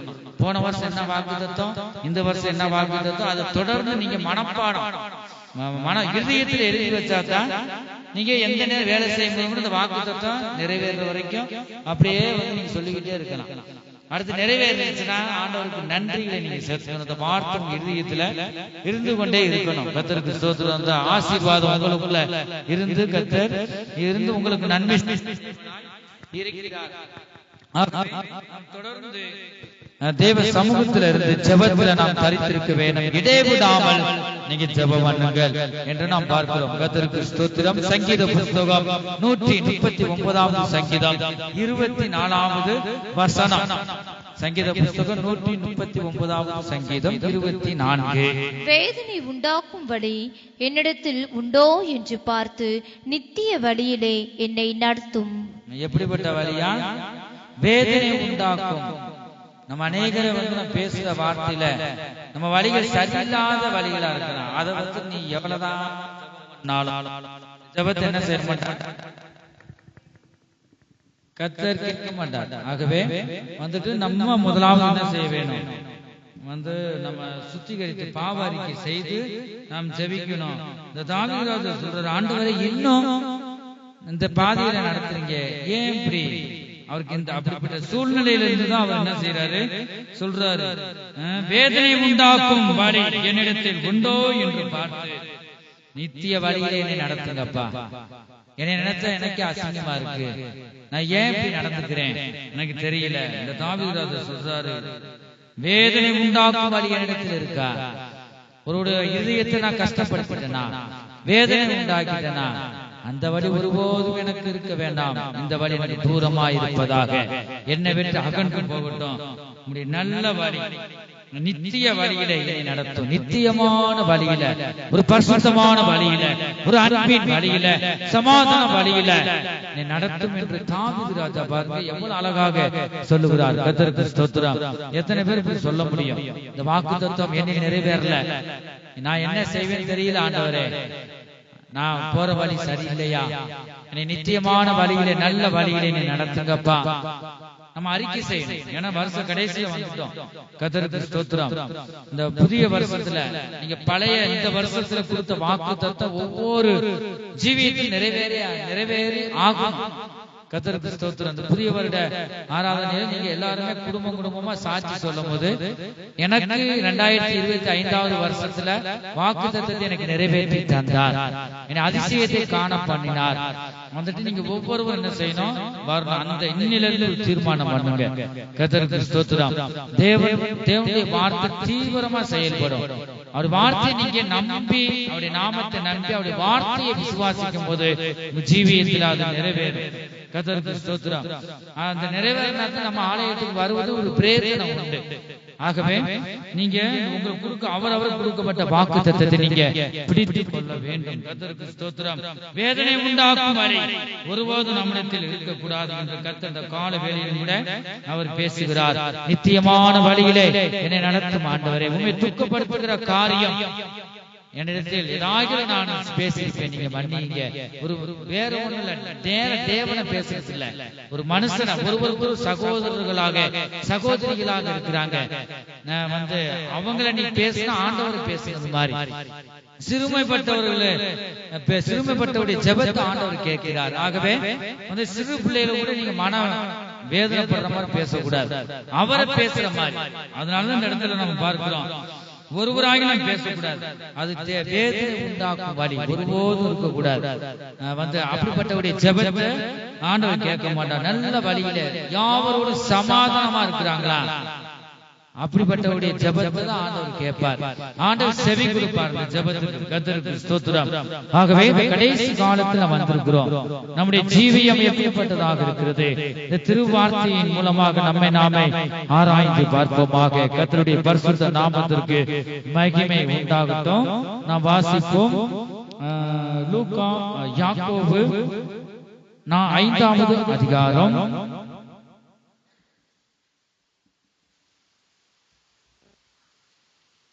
வாசிங்க. யாக்கோபு 5வது அதிகாரம் 17-18. எலியா என்பவன் நம்மை போல பாடுள்ள மனுஷனாயிருந்தும் மழை பெய்யாதபடிக்கு கருத்தாய் ஜெபம் பண்ணினார். மனிதர் தான். தங்கத்துல வைரத்துல அவரு திடீர்னு உண்டாக பாருங்க. அவர் யாரு? நம்மளை போல பாடுள்ள மனிதன். யாரு பாடுள்ள மனிதன்? எலியா. எலியா தீர்க்கதரிசி இந்த இடத்துல நாம் பார்க்கிறோம். பாடுள்ள மனுஷனாய் இருந்தும் மழை பெய்யாதபடிக்கு ஜெபம் பண்றது. ஐயோ காலுகையெல்லாம் வலிக்குதே, என்னால பேச முடியலையே, குறுக்கெல்லாம் வலிக்குதே, வந்துட்டு என் வீட்டுல ஆரம்ப நேரத்துல அப்படி வந்து விசுவாசி இருக்கு. சோத்திரம் ஊழியத்துக்கு வந்த பிறகு கூட ஒரு நேரம் வந்துட்டு சோத்திரம் இயேசு நாமத்தில் பிதாவே அப்படியே மல்லாக்கா படுத்து தூங்கிடுறது பாருங்க. வந்து ரெண்டாவது வந்து எழுப்பிடுவார். தட்டி எத்தனோ நாள் எழுப்பிட்டு இருக்காரு. நம்ம எப்போது இடைவிடாமல் ஜெபிக்கணும். நம்ம மனுஷர்கள் தான். இந்த எலியா கூட பாடுள்ள மனுஷன் தான். எலியா பற்றி பார்க்கும் போது அநேக சூர செடிக்குள்ள அப்படியே வந்து அவர் சோர்ந்து போய் படுக்கிறத நம்ம பார்க்கிறோம். ஆகவே அவர் பாடுள்ள மனுஷனா இருந்தாலும் இந்த பாடுகள் வேதனை வர்ற நேரத்திலும் கூட ஆண்டவர் திடப்படுத்துகிறதை பார்க்கிறோம். எலியா பாடுள்ள மனுஷனா இருந்தும் கூட அவர் ஜெபம் பண்ணிட்டு சோர்ந்து போல. நம்மை போல பாடுள்ள மனுஷனா இருந்தும் மழை பெய்யாதபடிக்கு கருத்தா நம்முடைய ஜெபம் எப்படி இருக்கணுமா? கருத்தா இருக்கணும். எதிர் வீட்டுக்காரன் கெட்டு போயிடணும், அழிஞ்சு போயிடணும், வந்து என்னை மதிக்கல, அத உயிரோடு விட்டு கூடாது சொல்லிட்டு அப்படிதான் ஜெபம் பண்ணுவாங்க ஒரு சிலர். ஜெபத்தை நம்ம பார்க்கிறோம், நடக்கிறத உலகத்தில் நடக்கிறத நம்ம பார்க்கிறோம். ஒருபோதும் அப்படி இருக்க கூடாது. இதெல்லாம் அக்கிரமை சிந்தையோடு ஜெபிக்கிறது. நீ எவ்வளவுதான் முக்கி ஜெபம் பண்ணாலும் ஜெபத்தை என்ன செய்ய மாட்டார்? அக்கிரமை சிந்தையோடு ஜெபம் பண்ணா கேட்க மாட்டார். ஆகவே அவர் நல்லோருக்கும் வந்து பொல்லோருக்கும் அந்த பூமியில மழையை வர்ஷிக்க பண்றார், பேய பண்ணுகிறார், எல்லாரையும் ஆண்டவர் நேசிக்கிறார். ஆகவே நம்முடைய ஜெபம் எப்படி இருக்கணுமா? நல்ல ஆவியோடு கருத்தோடு என்ன செய்யணுமா? எலியா பாருங்க கருத்தோடு ஜெபம் பண்ணாங்க. ஒரு ஜெபிக்க விட்டாச்சுன்னா காது ரத்தம் வர்ற அளவுக்கு மணிக்கணக்கா ஜெபம் பண்றது ஒரு அறிவு வேணாமா? பாருங்க சபையில ஒரு சுருக்கமா ஜெபிக்கணும். ஆண்டவர் ஜெபத்தை பற்றி அழகாக சொல்லி கொடுத்திருக்காரு மத்தேயு சுவிசேஷத்துல. ஆகவே வந்துட்டு நம்ம ஒருவருக்காக ஜெபிக்கும் போது சுருக்கமா இருக்கணும். நீங்க தனி ஜெபத்துல வீடுகளை மணிக்கணக்கா ஜெபிக்கலாம், இடைவிடாமல் ஜெபம் பண்ணிக்கிட்டே இருக்கலாம். ஒரு ஆராதனை வரும்போது ஒவ்வொரு பகுதியிலும் இருக்கு. ஆகவே இதை நம்ம பண்ற அந்த விண்ணப்பத்துக்கு கருத்தா ஜெபிக்கணும். ஒரு கடன் பிரச்சனையில இருக்கிற கடன் பிரச்சனைக்காக ஜெபிக்க சொல்றாங்கன்னா அதை நீங்க மனதுல வைத்து இந்த கடன் வந்து நான் தான் வாங்கியிருக்கேன் நினைச்சுதான் நீங்க ஜெபிக்கிறவங்க அதை நினைச்சுதான் ஜெபிக்கணும். ஆண்டவரே நான் இந்த சூழ்நிலையில இருக்கிறேன். நம்ம எல்லாரும் சகோதரிகள். அப்ப தேவனுக்கு எல்லாருமே தேவனுடைய பிள்ளைகள் என்று அவருடைய புத்திரர்கள் என்று வேதம் சொல்லுது. ஆக ஒரு குடும்பத்தில் இந்த கஷ்டம் இருக்கு, இந்த கஷ்டம் என்னுடையது நினைச்சுதான் வந்து நீங்க என்ன செய்யணும்? அவளுக்காக ஜெபிக்கணும். ஆண்டவரே கடன் நிறைய இருக்குப்பா, அந்த கடனும் நானும் நம்மள இருக்கிற மாதிரி இறுதி கொண்டு வந்துதான் அப்பதான் நமக்கு ஒரு பாரம் வரும். கருத்தா ஜெபிக்கணும். அவங்க சொன்னது ஒரு பயன் இருக்கும், வேற எதுக்காக ஜெபம் பண்ணிட்டு இருப்பாங்க. அது கருத்தான ஜெபம் இல்ல. முதலாவது கர்த்தருடைய நாமம் ஜெபிக்கிறவங்க இயேசுவின் நாமத்தில் நம்பிக்கை வைத்து விசுவாசிக்கணும். கர்த்தர் கொடுத்துட்டார். ஜெபம் பண்ணி முடிக்கும் போது பெரிய சாயம்பரத்துல கூட அந்த பரிசுத்த உபவாச கூட்டத்துல சில மாசங்களுக்கு முன்பாக ஒரு சகோதரி ஜெபம் பண்ணாங்க. வந்துட்டு நீ கூட சகோதரி வரலான்னு நினைக்கிறேன், கிளிட்டா வரல. அவங்க ஜெபம் பண்ண எல்லாருமே ஒரு பாயிண்ட் ஜெபம் பண்ணாங்க. திருமண காரியத்துக்காக அந்த சகோதரனுக்கு வந்து திருமணம் ஆயிடுச்சு. ஜெபம் பண்ணி முடிஞ்சு அடுத்த ஒரு 3 நாள் நினைக்கிறேன் அந்த வாரத்திலேயே. ஆனா சம்பந்தப்பட்டவங்க அவங்க இருந்தாங்க, இந்த தாயார் இருந்துச்சு, பிள்ளைகள் வரல, தாயார் இருந்தாங்க. அவங்க நன்றி இல்லாம போயிட்டாங்க, அவ்வளவுதான். வந்துட்டு அப்ப தொடர்ந்து அவங்க இதுவரைக்கும் முகத்தை பார்க்கல. இந்த இதுலதான் போட்டாலும் தான் பார்த்தேன் பாருங்க. அன்னைக்கு பார்த்தாதான் நன்றி இல்லாத ஒரு இதயம். கணவன் மனைவியும் வந்து அன்னைக்கு நிச்சயம் அந்த வரணும். வயசு தள்ளி போயிடுச்சு பாருங்க. இதுக்கு எவ்வளவு ஒரு பெரிய காரியம் ஆண்டவர் செஞ்சிருக்காரு. கர்த்தருக்கு ஸ்தோத்திரம். இந்த நன்றி இருந்தா தான் கர்த்தர் மறுபடியும் தொடர்ந்து செய்வார். இந்த காரியத்துக்காக அந்த சகோதரி ஜெபிக்கும் போது தேவதூதன் தரிசனமாக கண்டேன். தேவதூதன் அந்த ஒரு பேப்பர் மாதிரி இருக்கு. இந்த விண்ணப்பத்தை அப்படி இயேசு கிறிஸ்துவின் நாமத்தில் வேண்டிக் கொள்கிறோம் பிதா ஆமென் சொல்லும் போது இந்த விண்ணப்பத்தை டக்குன்னு அப்படியே அந்த விண்ணப்பத்தை இந்த வார்த்தை தான் நம்முடைய தேவன் வார்த்தையா இருக்காரு. இந்த வார்த்தை விண்ணப்பமா அப்படியே வருது, அப்படியே வாங்கி அப்படியே பறந்து கொண்டு அந்த விண்ணப்பத்தை கரத்துல ஒரு கரம் அப்படியே வருது, கரத்துல வாங்கி கொண்டு போனதை நான் கண்ணால தரிசனமா கண்டேன். அடுத்து ஒரு அந்த வாரத்திலேயே நல்ல ஒரு இந்த கல்யாணம் தடைப்பட்ட கல்யாணம் வந்து பாருங்க வந்து அந்த மகனுக்கு நிறைவேறினது. கர்த்தருக்கு ஸ்தோத்திரம். இரண்டாவது கற்பத்தின் கனிக்காகவும் நம்ம ஜெபம் பண்ணணும். ஏன்னா நீ முதலாவது கொடுத்த இதுல நன்றியா இருக்கும் போது கர்த்தர் தொடர்ந்து ஆண்டவர் உதவி செய்ய நம்ம நினைக்கிறோம். இதோட நிற்க கூடாது. அடுத்து கற்பத்தின் கனி, அடுத்து பிள்ளைகள் பிறந்து அதுடைய எதிர்காலம், அடுத்து பேரன் பேத்தி பூட்டி என்னன்னா பார்க்க அதெல்லாம் பார்க்க முடியல. அது வரைக்கும் அதனால தாயார் வாரம் வாரம் நன்றியா இந்த நன்றியை காமிக்குது. ஆனா பிள்ளைய சம்பந்தப்பட்டவங்க வரணும். கர்த்தருக்கு ஸ்தோத்திரம். அநேக அதிசயங்கள் நடக்கத்தான் செய்யுது. வரும் ஏதோ 5-10 போட்டு ஆண்டவன் பிச்சைக்காரா சொல்லுங்க. நம்ம ஆண்டவர் பெரிய தேவன். ஏதோ 5-10 போட்டு நன்றி சொல்லி அதெல்லாம் அப்படி இல்லை. எவ்வளவு காரியம் செஞ்சிருக்காரு ஆண்டவர். ஆசிரியத்தில் லட்சக்கணக்கா கொடுக்குற மனுஷனுக்கு தேவனுக்கு இந்த அப்படிப்பட்ட ஒரு தொடர்ந்து அதிசயங்களை செய்வார். கர்த்தர் நல்லவர் என்பதை ருசித்து பாருங்கள். ருசித்து பார்த்தவங்க விடவே மாட்டாங்க. கர்த்தருக்கு ஸ்தோத்திரம். ஆகவே தொடர்ந்து நம்ம அப்படி இருக்கும்போது கர்த்தர் பெரிய காரியங்களை செய்கிறார். விண்ணப்பத்தை வாங்கிட்டு போறதை நான் பார்த்தேன். அதுக்காக நான் சொல்ல வந்தேன். ஆகவே நம்முடைய ஜெபம் எப்படி இருக்கணுமா? கருத்தா அந்த சகோதரி என்னால நம்பவே முடியல. நீ நம்புனா நம்புங்க, நம்பாட்டி போங்க. மூழ்கி ஞானஸ்தானம் எடுக்காத சகோதரி, ஞானஸ்தானமே எடுக்கல. ஆனா ஜெபம் என்னாலே ஆச்சரியமா இருக்கு. நால்மாவடி அங்கெல்லாம் அவங்க போனதாக கேள்விப்பட்டேன். தொடர்ந்து நம்ம ஆலயத்துக்கு வந்துச்சு. அவங்க குடும்பத்திலேயே ஆண்டவர் அதிசயத்தை செஞ்சார். கர்த்தருக்கு ஸ்தோத்திரம். அங்க ஜெபம் பண்ணிட்டு வந்தோம். அதனாலதான் அவங்க கர்த்தர் நல்லவர் என்பதை ருசி பார்த்ததுனாலதான் மூழ்கி ஞானஸ்தானம் எடுக்கல, தேவனோட உடன்படிக்கை பண்ணல. ஆனா இயேசு ஒருவர் இருக்கிறார், என் வீட்டுல எனக்கு அற்புதத்தை செஞ்சிருக்கார். இதே மாதிரி இந்த விண்ணப்பத்தை அப்படியே அந்த விசுவாசம் நம்பி விசுவாசித்து ஜெபம் பண்ணாங்க. கருத்தா விஷயம் அதுல இருக்கு. கருத்தா ஜெபம் பண்ணாங்க. ஜெபம் உருக்கம் என்ன கண்ணுல இருந்து கண்ணீர் வந்துச்சு பாருங்க. ஆண்டவர் இந்த விண்ணப்பத்தை எடுத்துட்டு போகும்போது நமக்குள்ள கண்ணீர் வரும். அப்ப எனக்கு உறுதி எனக்கு தெரியும் இந்த விண்ணப்பத்தை ஆண்டவர் கேட்டுட்டார், தரிசனமா காமிச்சிட்டார். பாருங்க நான் எல்லாருக்கும் முன்னாடி தைரியமா சொன்னேன். இந்த விண்ணப்பம் முடிஞ்சதும் அப்படியே நான் சொன்னேன். பாருங்க 2வது ஆண்டு வெட்கப்படுத்த விட்டார். அந்த வாரத்திலே திருமண காரியம் கூடி வந்துச்சு. ஆகவே அப்படி இன்னொரு விண்ணப்பத்துக்கு கூட ஆண்டவர் தரிசனமா ஆண்டவர் காமிச்சார். ஆகவே தொடர்ந்து வரணும், தளர்ந்து போயிடக்கூடாது. இடைவிடாமல் நீங்க ஜெபம் பண்ண வேண்டும். எப்போதும் நீங்க ஜெபம் பண்ண வேண்டும். கருத்தோடு நம்முடைய ஜெபம் கருத்தா இருக்கணும். கர்த்தருக்கு ஸ்தோத்திரம். அப்பொழுது இந்த இடத்துல நாம் பார்க்கிறோம், கருத்தாய் ஜெபம் பண்ணினான். அப்பொழுது 3 வருஷமும் 6 மாதமும் பூமியின் மேல் மழை பெய்யவில்லை. எதுக்காக அவர் ஜெபம் பண்ணணும்? கர்த்தருக்கு ஸ்தோத்திரம். அவர் கருத்தா ஜெபம் பண்ணார். எலியா பழைய ஏற்பாடு பரிசுத்தவான்கள் அது புதிய ஏற்பாடுல சாட்சியாக சொல்லுவதை நாம் பார்க்கிறோம். கர்த்தருக்கு ஸ்தோத்திரம். அந்த இடத்துல பூரா அக்கிரமம் பண்றாங்க ஜனங்க. அக்கிரம சித்தியோடு தேவ அன்பை விட்டு விலகி போறாங்க. ஒரு பாடத்தை கற்பிக்கணும் சொல்லி அவர் கருத்தா ஜெபிக்க, ஆண்டவரே நீங்க ஒரு பாடத்தை கற்பிங்க. ஒரு சிலர் சொல்லுவான், பரிசுத்த ஆராதனை கனம் பண்ணுங்க, வாங்க 6 நாள் வேலை செய்யற போதாதா, வகுறு கொஞ்சம் தான், நீ அண்டா நிறைய சாப்பிட போற, வட்ட நிறைய சாப்பிடுவேன் 6 நாளும் வேலை செஞ்சாதான் நீ என்ன செய்ய முடியும்? சம்பளத்தை 7வது நாள் நீ வாங்க முடியும். இந்த கால்கை சுகமெல்லாம் இந்த பலன்லாம் ஞாயிற்றுக்கிழமை நீ பெற்றுக்கொள். வர்றதே கிடையாது. கீழே விழுந்து அடிபட்டு, ஒரு சில அடிபட்டு கூட திருந்துறது கிடையாது. கர்த்தருக்கு ஸ்தோத்திரம். ஆண்டவர் அங்க போகணுமே, அந்த ஒரு அறிவே இல்லை. அப்படி நம்ம இருக்கிறது நம்ம பார்க்கணும். அவர்களுக்காக நீங்க என்னதான் செய்யணுமா? இப்ப இந்த வார்த்தையை கேட்குறீங்க. அப்ப அப்படி ஆலயத்துக்கு வராதவர்களுக்கெல்லாம் நீங்க கேட்டு இந்த காலத்துல வாங்கி இந்த காலத்துல விட்டுறக்கூடாது. அவர்களுக்காக நீங்க ஜெபம் பண்ண வேண்டும். ஒருவருக்காக ஒருவர் ஜெபம் பண்ண வேண்டும். ஆகவே நீங்க இப்படி ஜெபிக்கும் போது உங்க வீட்டுல இருக்கிற ரட்சிக்கப்படாதவங்க ரட்சிக்கப்படுவாங்க. உங்க பிள்ளைகள் ஆலயத்துக்கு வருங்க, உங்க பிள்ளை ஜெபிக்கிற வீரராய் மாறுவாங்க. ஆகவே ஜெபிக்கணும். ஒரு அடிபட்டு கூட என்ன தெரிஞ்சது கிடையாது. நம்ம தொடர்ந்து சொல்லிக்கிட்டே இருக்கிறோம். யாருக்கோ நினைக்கிறாங்க அது மனுஷர் தானே, இவர்தான் ஒய்யாம அவர் வேலை இல்லை பேசுறாருன்னு.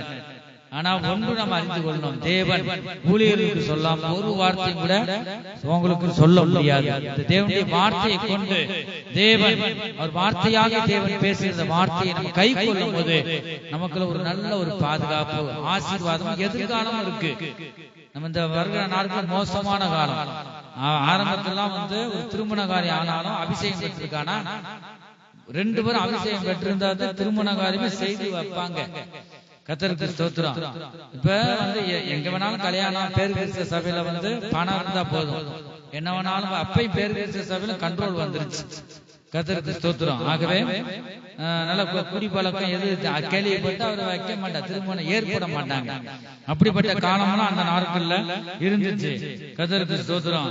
இப்பொழுதுதான் எதேதோ பாருங்க குடிகாரனா இருந்தாலும் பரவாயில்ல, லஞ்சம் இங்கேயும் வந்துருச்சு. ஊழியர்களுக்குள்ள லஞ்சம் சொல்லாதீங்க, கொஞ்சம் மறைச்சிருங்க. பிள்ளையுடைய வாழ்க்கை வீணா போறது நம்ம பார்க்கிறோம். அப்படி ஒருபோதும் இருக்கக்கூடாது. நம்ம பிள்ளைய அது மாதிரிதான் அந்த 3ஆம் உபவாச கூட்டத்துல கூட இங்க என்ன வார்த்தை சொன்னா அதே அம்மா அங்கேயும் சொன்னாங்க. நம்ம சபைக்கு வர்றவங்க வயசானவங்க இருந்தாலும் ஏன் பிள்ளை அது ஏன் பேத்தி, என் பேரன் பாருங்க, வாலிப பையனா இருந்தா என் சகோதரன் பாருங்க, அதை அப்படி நினைக்கணும்.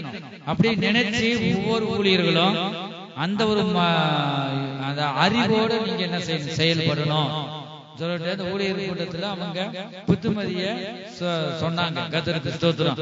ஆகவே இந்த பிள்ளை ஒரு வாலிப பையன் போய் வழி விலகி போறானா, ஐயோ என் பிள்ளை இப்படி போதே, என் சகோதரன் இப்படி போறானே, அதை நீங்க சந்திங்க, பாரம் எடுத்து நீங்க ஜெபம் பண்ண வேண்டும். கர்த்தருக்கு ஸ்தோத்திரம். ஏதோ கடமைக்காக அல்ல, ஏதோ பேரை சொல்லி அவன் காது கேட்கிற மாதிரி இப்ப எனக்காக ஜெபம் பண்றாங்க, அது இல்ல. ஆண்டவர் பார்க்க வேண்டும் மன உருக்கத்தோடு.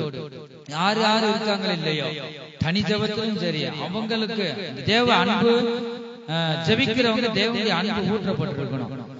அப்படிப்பட்டவங்க உருக்கமாக ஜெபம் பண்ணுவாங்க. கர்த்தருக்கு ஸ்தோத்திரம். இந்த கடைசி காலத்தில் நாம் ஜெப ஆவி உள்ளவர்களா இருக்க வேண்டும். அதாவது நீங்க ஜெபம் பண்ண ஆண்டவர் கேட்பார்.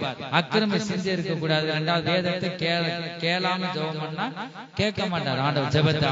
அது இல்லாம நீங்க தேவ அன்பில தேவ வேத வார்த்தைகளை வாசித்து தியானித்து தேவனுடைய அன்பில நீங்க நிரப்பப்பட்டிருந்தா நீங்க யாரையும் நாடி போக வேண்டிய அவசியமே இல்லை. கர்த்தருக்கு ஸ்தோத்திரம். இந்த ஓய்வு நாள் பரிசுத்த நாள்ல நீங்க வந்திருக்கீங்க, ஆராதிக்கிறீங்க, அது தேவனுடைய நீதி. மற்ற 6 நாள் நீங்க என்னதான் செய்யணுமா, வீடுகள் இருந்து சின்ன சின்ன பிரச்சனை இருக்கலாம், ஆனா பெரிய காரியங்களே செய்வார். போன வாரம் கூட போன் பண்ணாங்க, ஒரு இடம் நல்ல விலைக்கு விற்கணும் சொல்லிட்டு ஜெபம் பண்ணாங்க. ஆகவே ஒரு சில தீர்மானத்தை நீங்க பண்ணுங்க. இறுதியில் என்ன ஆண்டவர் சொல்றாரோ தீர்மானம் பண்ணி ஜெபம் பண்ணுங்க. ஆகவே இங்கதான் ஜெபிக்கணும் இல்ல, இங்க ஜெபிச்சு ஆண்டவர் கேட்பார்னு ஒரு விசுவாசம் தான் நீங்க வரலாம். அதே இடத்துல ஆண்டவர் எங்க 2 பேர் 3 பேர் என் நாமத்தினாலே கூடி இருக்கிறார்களோ அங்கே அவர் நடுவிலே இருக்கிறேன், வருவேன் என்று சொன்னார்.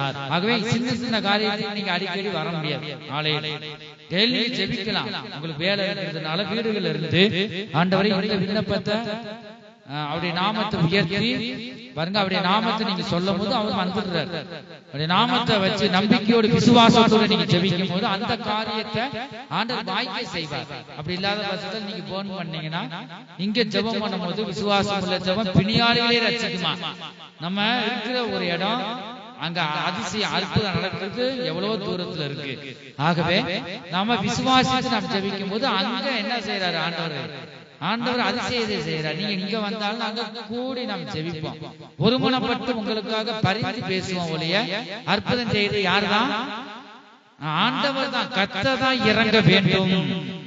ஒரு வார்த்தை சொன்னால் போதும். ஆண்டவர் வேதத்துல பார்க்கணும், ஒரு வார்த்தை சொன்னால் போதும், வேலைக்காரன் சொஸ்தம் அடைவான்.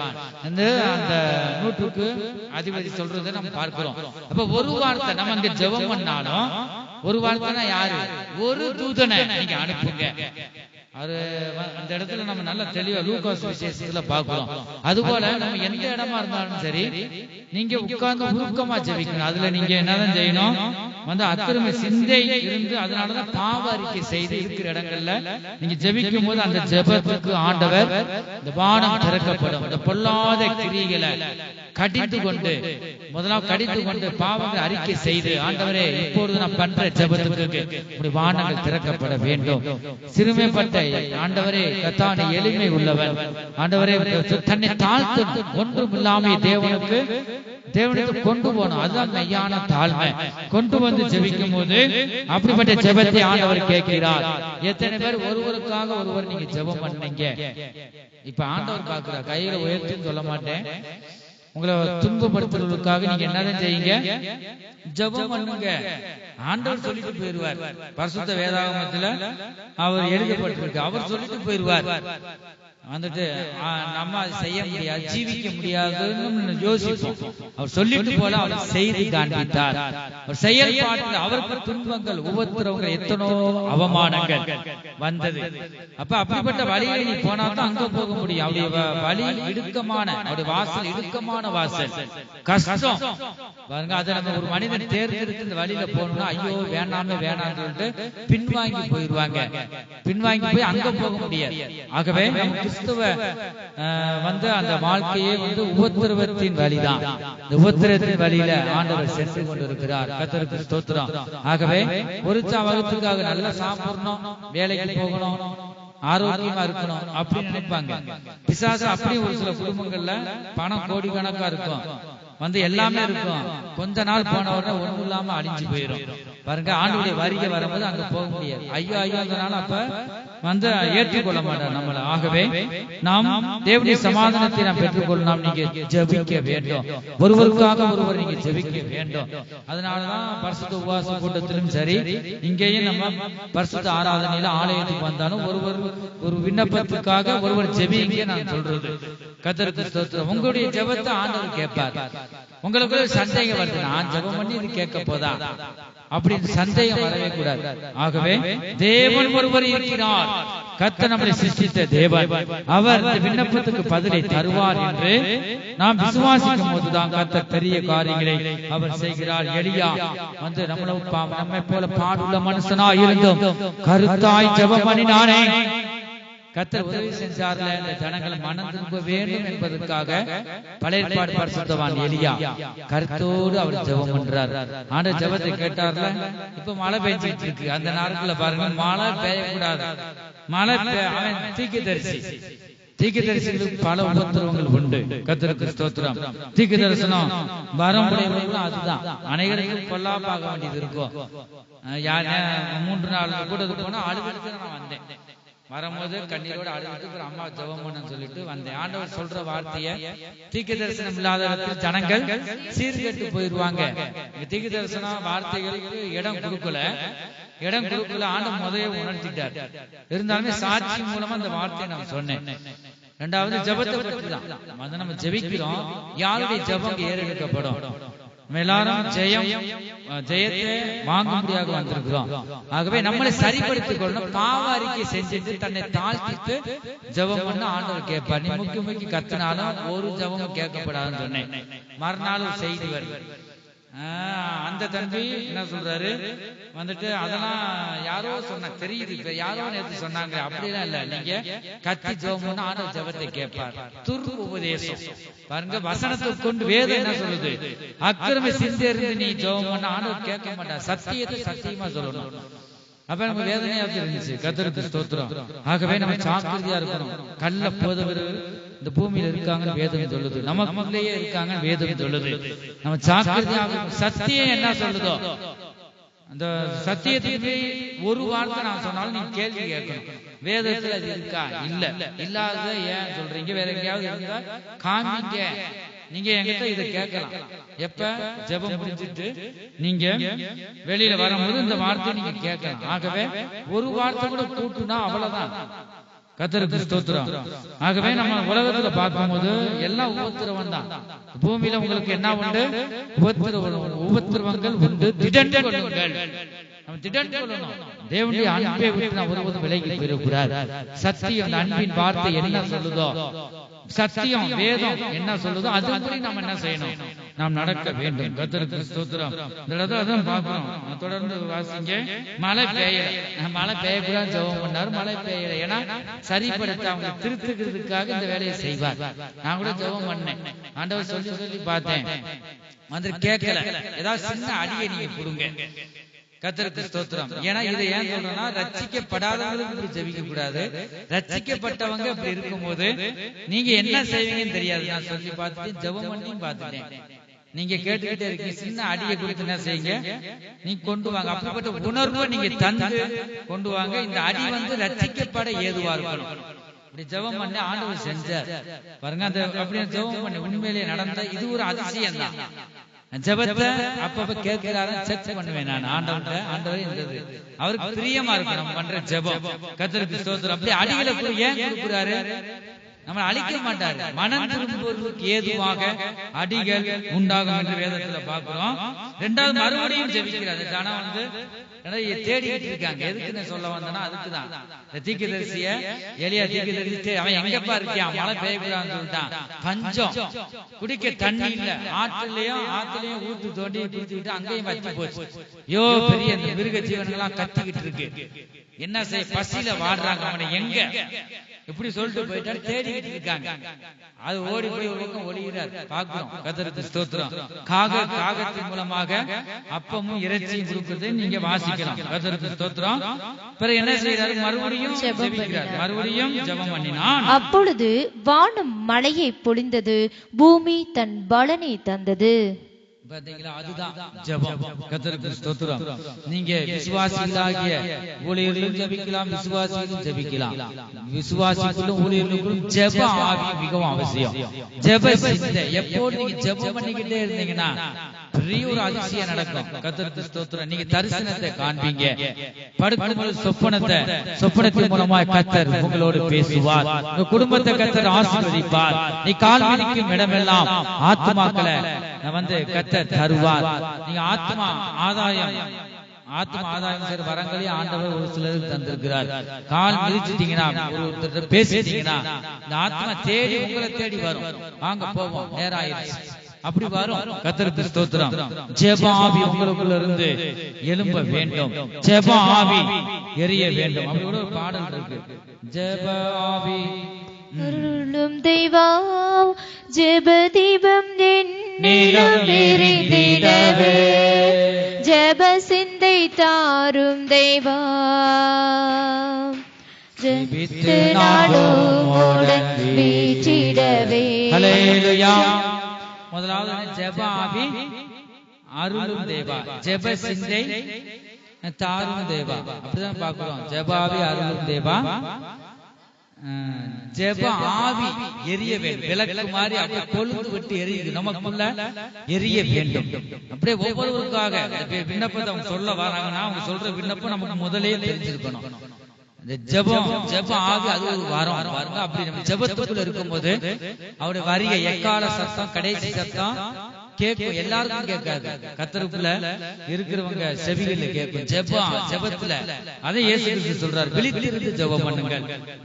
ஜெபிக்கிறதுல விழிப்புள்ள ஒரு ஜீவியம் நமக்குள்ள வேணும். அதே மாதிரி நம்ம ஜெபம் பண்றோம், என் ஜெபத்தை ஆண்டவர் கேட்கிறார். அந்த பெருமையும் வந்துடக்கூடாது. இந்த பெருமை வந்துச்சுன்னா ஜெபாவி உன்னிடம் இருந்து வெளியே விலகி போயிடும். இந்த எரியிருக்க தீபம் அணைந்து போயிடும். வேதம் வாசிக்கிறோம்.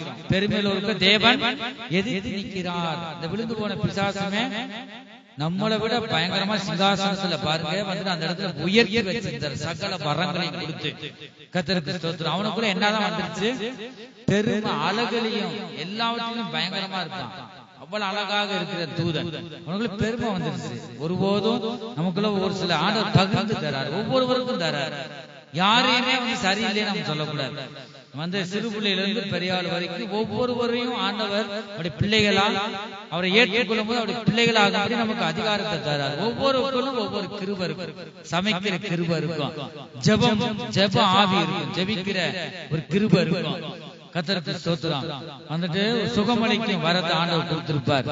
பல எல்லாத்தையும் பகிர்ந்து தரார். ஏன்னா நான் தான் பெரியவன், நான் ஜெபம் பண்ணாதேன், சபையே என் கைக்குள்ள இருக்கு பாருங்க. வந்துட்டு அப்படிலாம் வரும் நினைச்சுதான் ஆண்டவர் என்ன செய்யறாரா, எல்லாருக்கும் பகிர்ந்து தராரு. உங்களுக்கு ஒரு 4-2 பிள்ளைகளா நீங்க என்ன செய்ய, ஒரு பிள்ளை குளிப்பீங்களா? ஏதாவது உணவு நீங்க செஞ்சா சாப்பாடு எல்லாருக்கும் நிறந்து தரீங்க. ஆக ஆண்டவர் அதுதான் செய்யறார். கர்த்தருக்கு ஸ்தோத்திரம். நிரந்தர தருகிறார். ஆக பெருமை வந்துடக்கூடாது. ஆகவே நமக்குள்ள வந்து ஆண்டவர் கொடுத்த இந்த வரங்களை வந்து நம்ம மனதுல வைத்து தாழ்த்தணும். ஆண்டவர் ஒவ்வொரு கிருபைகளையும் தரும்போது தாழ்த்தணும். ஆண்டவரே, நான் ஒன்றும் இல்லாம என்ன எனக்கு நீங்க இந்த தாளந்தையும் கிருபைகளையும் தந்திருக்கீங்க, உமக்கு நன்றி ராஜா. ஜெபம் தன்னைத்தானே தாழ்த்துகிறவன் தான், தாழ்த்துகிறவன் தான் தேவன் என்ன செய்யறார்? உயர்த்துகிறார். கர்த்தருக்கு முன்பாக தாழ்மைப்படுங்கள், அப்பொழுது அவர் உங்களை உயர்த்துவார். ஆகவே நமக்குள்ள தாழ்மை இருக்க வேண்டும். ஒரு மனிதனுக்குள்ள தாழ்மை இருந்தால் கர்த்தர் உயர்த்துகிற தேவனாய் இருக்கிறார். கர்த்தருக்கு ஸ்தோத்திரம். இந்த எலியா நம்மள போல பாடுள்ள மனுஷன் தான். ஆண்டவர் ஜெபத்தை கேட்டாரா இல்லையா? அது மாதிரி நம்ம கருத்தாக நீங்க ஜெபிக்கணும். இந்த ஆண்டவருடைய வார்த்தையை கேட்கிறீங்க, வீட்டுக்கு போனா அடுத்த நிமிஷத்துல நீங்க என்னதான் செய்யணுமா? வந்து அனுதினமும் நீங்க ஜெபிக்கணும். இப்பொழுதே இந்த ஜெப ஆவி எனக்குள்ள தாங்க, ஜெப தீபம் எனக்குள்ள எரியட்டும், ஒரு பாரத்தை தாங்க. இந்த விண்ணப்பத்துக்கு நான் கருத்தாய் ஜெபிக்க, கர்த்தாவே அப்படிப்பட்ட கிருபைகள் எனக்கு தாங்க என்று நீ சொல்லுவாயா? நீ கேட்கிற போது கர்த்தர் தருவார், நன்மையானதையும் தருவார். எப்படிப்பட்ட பெரிய காரியம் நமக்கு தான், இந்த காரியம் நடக்க போதா நமக்கு பெருசுதான். ஆனா நம்முடைய தேவனுக்கு வந்துட்டு அதெல்லாம் ஒரு புள்ளி மாறி, தூசி மாறி. கர்த்தருக்கு ஸ்தோத்திரம். நம்முடைய தேவன் அந்த வானத்தின் பூமியை நம்மை சிருஷ்டித்த தேவன் பெரியவர். இந்த பெரிய தேவனால முடியாத காரியம் இருக்கா? அவரால எல்லாம் கூடும். ஆனா ஒரு தொடர்ந்து பொறுமை வேணும். பொறுமையுடன் கர்த்தருக்காக காத்திருந்தேன், அவர் என்னிடமாய் சாய்ந்து என் கூப்பிடுதலை கேட்டார். சங்கீதம் புத்தகம் 40வது சங்கீதம் 1வது வசனத்துல நாம் பார்க்கிறோம். தேவ சமூகத்துல நம்ம விண்ணப்பத்துக்கு தாமதம் ஆகுதுன்னா, இந்த வான மண்டலத்திற்கு பொல்லாத ஆவி, அது ஒரு பிசாசு நான் பண்ண விண்ணப்பம் தூதன் எடுத்துட்டு போகும்போது படக்கடை பிடிங்கிடுவான். அந்த தேவனிடம் போகக்கூடாதபடி. கர்த்தருக்கு ஸ்தோத்திரம். அதனால தாமதமாகும். அடுத்து நீங்க என்ன விடக்கூடாது. அதனாலதான் வசனம் இடைவிடாம நீங்க என்னதான் செய்யணுமா? ஜெபம் பண்ணணும். பிலிப்பியர்ல அழகாக வாசிக்கிறோம். வந்து ஒன்றுக்கும் கவலைப்படாத ஜெபத்தை என்ன ஸ்தோத்திரத்தினாலும் ஜெபத்தினாலும் விண்ணப்பத்தினாலும் தேவனுக்கு தெரியப்படுத்துங்கள். நேரடியாக தேவனுக்கு தெரியப்படுத்துறது இருக்கு. விசுவாசத்தின் அளவு இருக்கு. கர்த்தருக்கு ஸ்தோத்திரம். கடுகளவு விசுவாசம் இருந்தா அந்த மலையை பார்த்து பெயர்ந்து சமுத்திரத்தில் விழு சொன்னா அங்க வந்து என்ன செய்யும்? போகும் என்று நாம் பார்க்கிறோம். மலையை போல உனக்கு பிரச்சனை இருக்கலாம். இந்த பிரச்சனையெல்லாம் நீ விசுவாசித்து கடுகளவு விசுவாசம் இருந்தா போதும். பூர்ண ஒரு விசுவாசம் என்று பார்க்கிறோம். கடுகு அளவு பூர்ணத்தை குறிக்குது. அப்படிப்பட்ட விசுவாசம் கர்த்தர் நான் ஜெபம் பண்ணா அப்படியே கேட்பார். ஜெப ஆவி எனக்குள்ள தந்திருக்கிறார். நிச்சயம் முத வேணும். உங்களுக்குள்ள இருக்கும்போது கர்த்தர் பெரிய காரியங்களை செய்கிறார். ஆக அதை விட்டுட்டு நீங்க எங்க போனாலும் விடுதலை முகாம், அங்கெல்லாம் விடுதலை இல்லாதவங்க நம்ம கூட்டு போகணும். வருஷம் முழுவதும் நம்மளே போய்கிட்டு இருந்தா என்ன அர்த்தம்? கர்த்தருக்கு ஸ்தோத்திரம். ஆகவே நீங்க ஜெபத்தினால நீங்க தேவனை தெரியப்படுத்தணும். ஆகவே நீங்க வந்து இதை விட்டு சூழ்நிலையை சொன்னீங்கன்னா ஊரெல்லாம் கேவலப்படுத்திடுவாங்க. வந்து அப்பப்ப ஜெப கூட்டம் வரும்போது இன்ன ஊர்ல இருந்து வந்தாங்க, ஐயா பிள்ளை வந்து கேவலப்பட்டு போயிடும். கர்த்தருக்கு ஸ்தோத்திரம். ஒருபோதும் வந்து நீங்க மனுஷருக்கு தெரியப்படுத்தக்கூடாது. வசந்த எடுத்தவங்க வாசிங்க. யாருக்குதான் நீங்க தெரியப்படுத்தணுமா? தேவனுக்கு தெரியப்படுத்தணும். நேற்றெல்லாம் வந்து பொழுதோடு வந்து சேர்ந்தோம். மழை வேற பெய்யுது, வண்டி வேற மழை வேஞ்சா வந்து பாருங்க அப்படியே பாதை தெரியல. வேலை நிறைய இருக்கு வண்டியில. கர்த்தருக்கு ஸ்தோத்திரம். உருட்டிக்கிட்டே மாட்டு வண்டியாவது வந்து பரவாயில்ல, உருட்டிக்கிட்டே உத்து பார்த்துக்கிட்டே வந்தேன். ஏன்னா வண்டி வர தெரிய மாட்டேன். அப்படி வந்தோம். எத்தனை மணி? 4:30 இருக்கும், 5 மணி. ஆனா பொழுது இருட்டா இருக்கு பாருங்க. கர்த்தருக்கு ஸ்தோத்திரம். மெதுவாக வந்தோம் அந்த வண்டியை வச்சு. வந்து செய்தி எடுக்கலாம். கர்த்தருடைய வார்த்தை நான் 4 நாளைக்கு 5 நாளைக்கு முன்னாடி ஆண்டவர் பேசுவார். அவர் உட்கார்ந்துருவேன் தேவ சமூகத்துல. அங்க 3வது நாள் ஜெபத்துல இந்த வார்த்தை ஆண்டவர் கொடுத்தார், ஜெபத்தை பற்றி. உடனே நான் எழுதி வச்சிருக்கேன். அங்க எழுதினா அதிகாரத்தை மட்டும் எழுதி வச்சிருக்கேன். என்ன செய்ய, அதுக்குன்னு காத்திருக்கணுமே. கர்த்தருக்கு ஸ்தோத்திரம். ஒரு பயத்தோட தான் நான் வந்தேன் பாருங்க. வந்துட்டு கர்த்தர் இந்த காலையில சமையல் பண்ணேன். சமையல் பண்ணிட்டு முனிங்கால் போய் எடுத்து இங்க வரும்போது சின்ன ஜெபம் பண்ணிட்டு வரும்போதுதான் இந்த வார்த்தையை கொடுத்தார். கர்த்தருக்கு ஸ்தோத்திரம். ஆகவே வந்துட்டு நம்ம உங்களுக்கு மட்டும் ஒவ்வொருத்தர் பாடுகள் கிடையாது, ஊழியர்களுக்கும் அதிகமா இருக்கு. ஃபர்ஸ்ட் வந்து ஏதாவது பிசாசம் குடும்பத்தை தாக்கணும் சொன்னா ஃபர்ஸ்ட் எங்கதான் வருது? இங்கதான் வந்து எங்க சந்திச்சுட்டு தான் 2வது எங்க செய்யுது. ஃபர்ஸ்ட் ஆண்டவர்கிட்ட உத்தரவு கேட்கும், ரெண்டாவது இங்க வரும், ரெண்டாவது ஆண்டவனை பரிந்து பேசுவோம். ஆண்டவர் இது அவங்க குடும்பத்துல நடக்கக்கூடாது ஆண்டவரே சொல்லிட்டு சொல்லும் போது ஆண்டவர் அதை மாத்துறாரு இல்லையா? அந்த இடத்துல இந்த எலியா பாருங்க, கருத்து மழை பெய்யக்கூடாதுன்னு ஜெபிக்கிறார். நம்மளும் பாடுள்ள மனுஷன் தான், ஜெபத்தை கேட்டாரா இல்லையா? ரெண்டாவது கருத்தா ஜெபிக்கும் போது ரெண்டாவது மழை பெஞ்சிச்சு பாக்குறோம். ஆகவே நான் பரிந்து பேசும்போது இந்த ஆபத்து, இந்த காரியம், பிசாசு வச்சிருந்த கண்ணியில இருந்து கர்த்தர் விலக்கி காப்பார். ஆகவே நம்ம ஆராதனைக்கு வராதபடி தேவனை துக்கப்படுத்துற மாதிரி இருந்தாலும் அப்படிப்பட்டவர்கள் கைவிட மாட்டார்.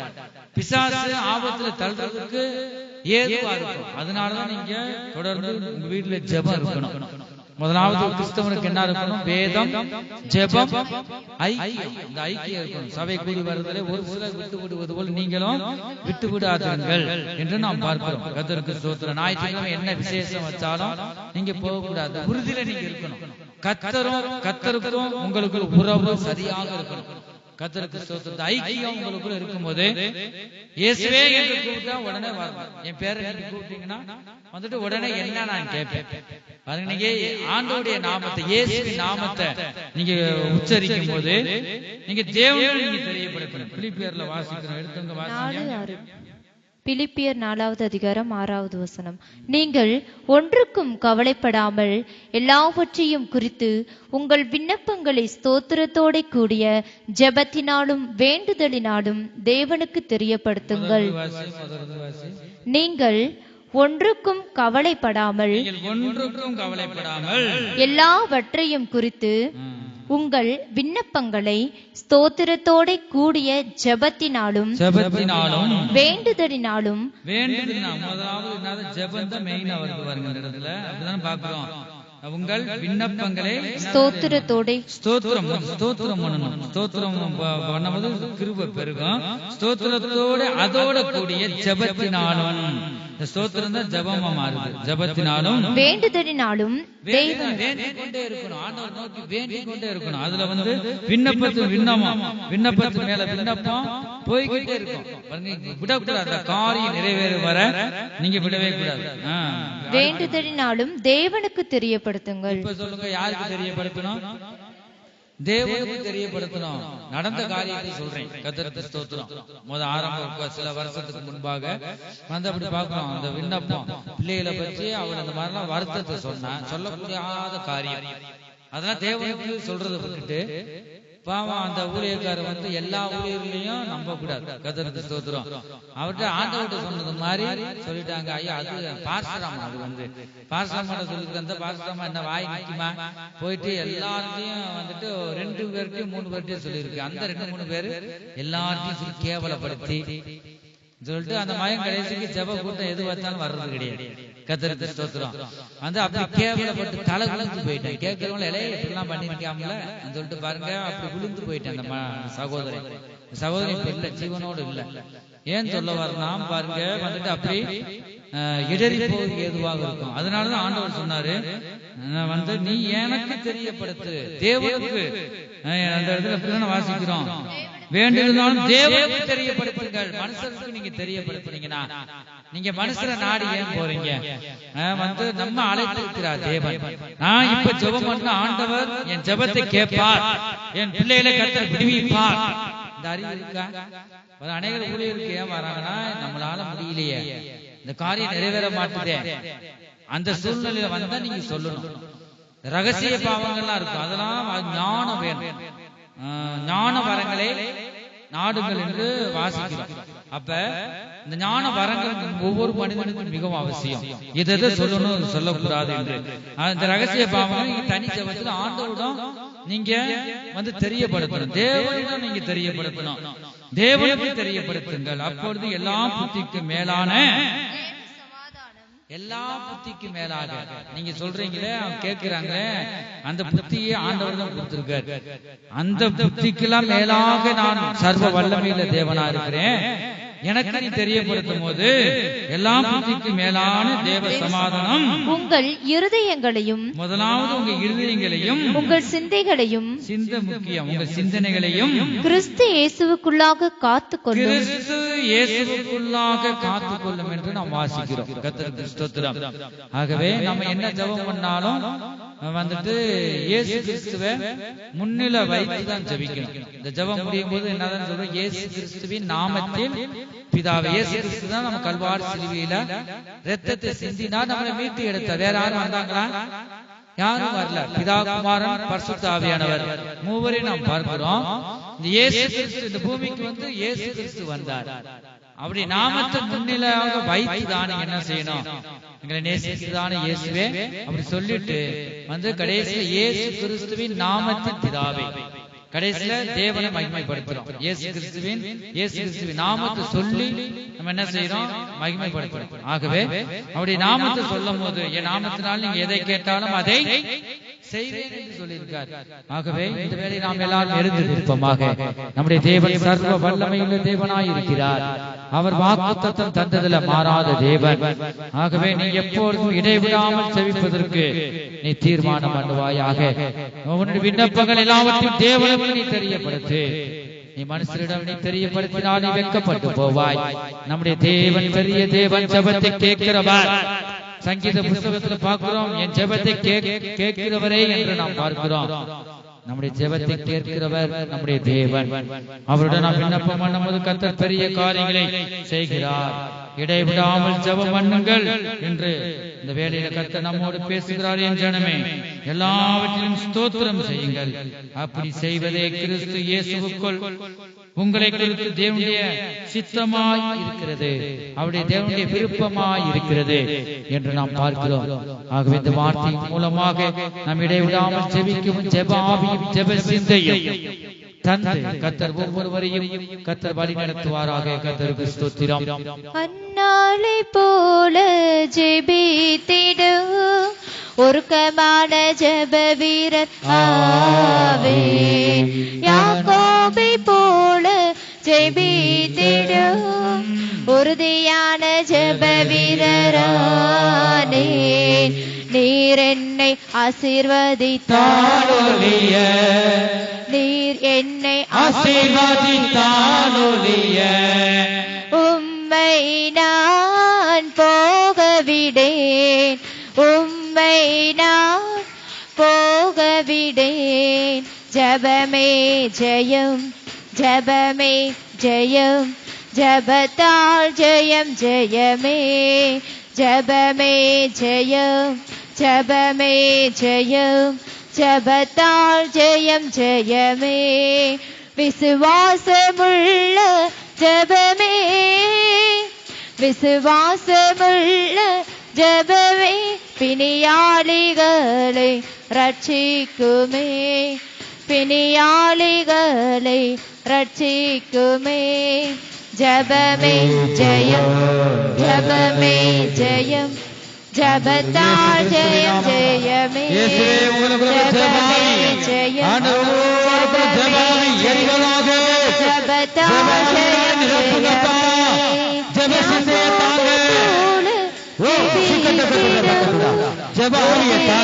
ஜெப வீரரானே, அன்னாளை போல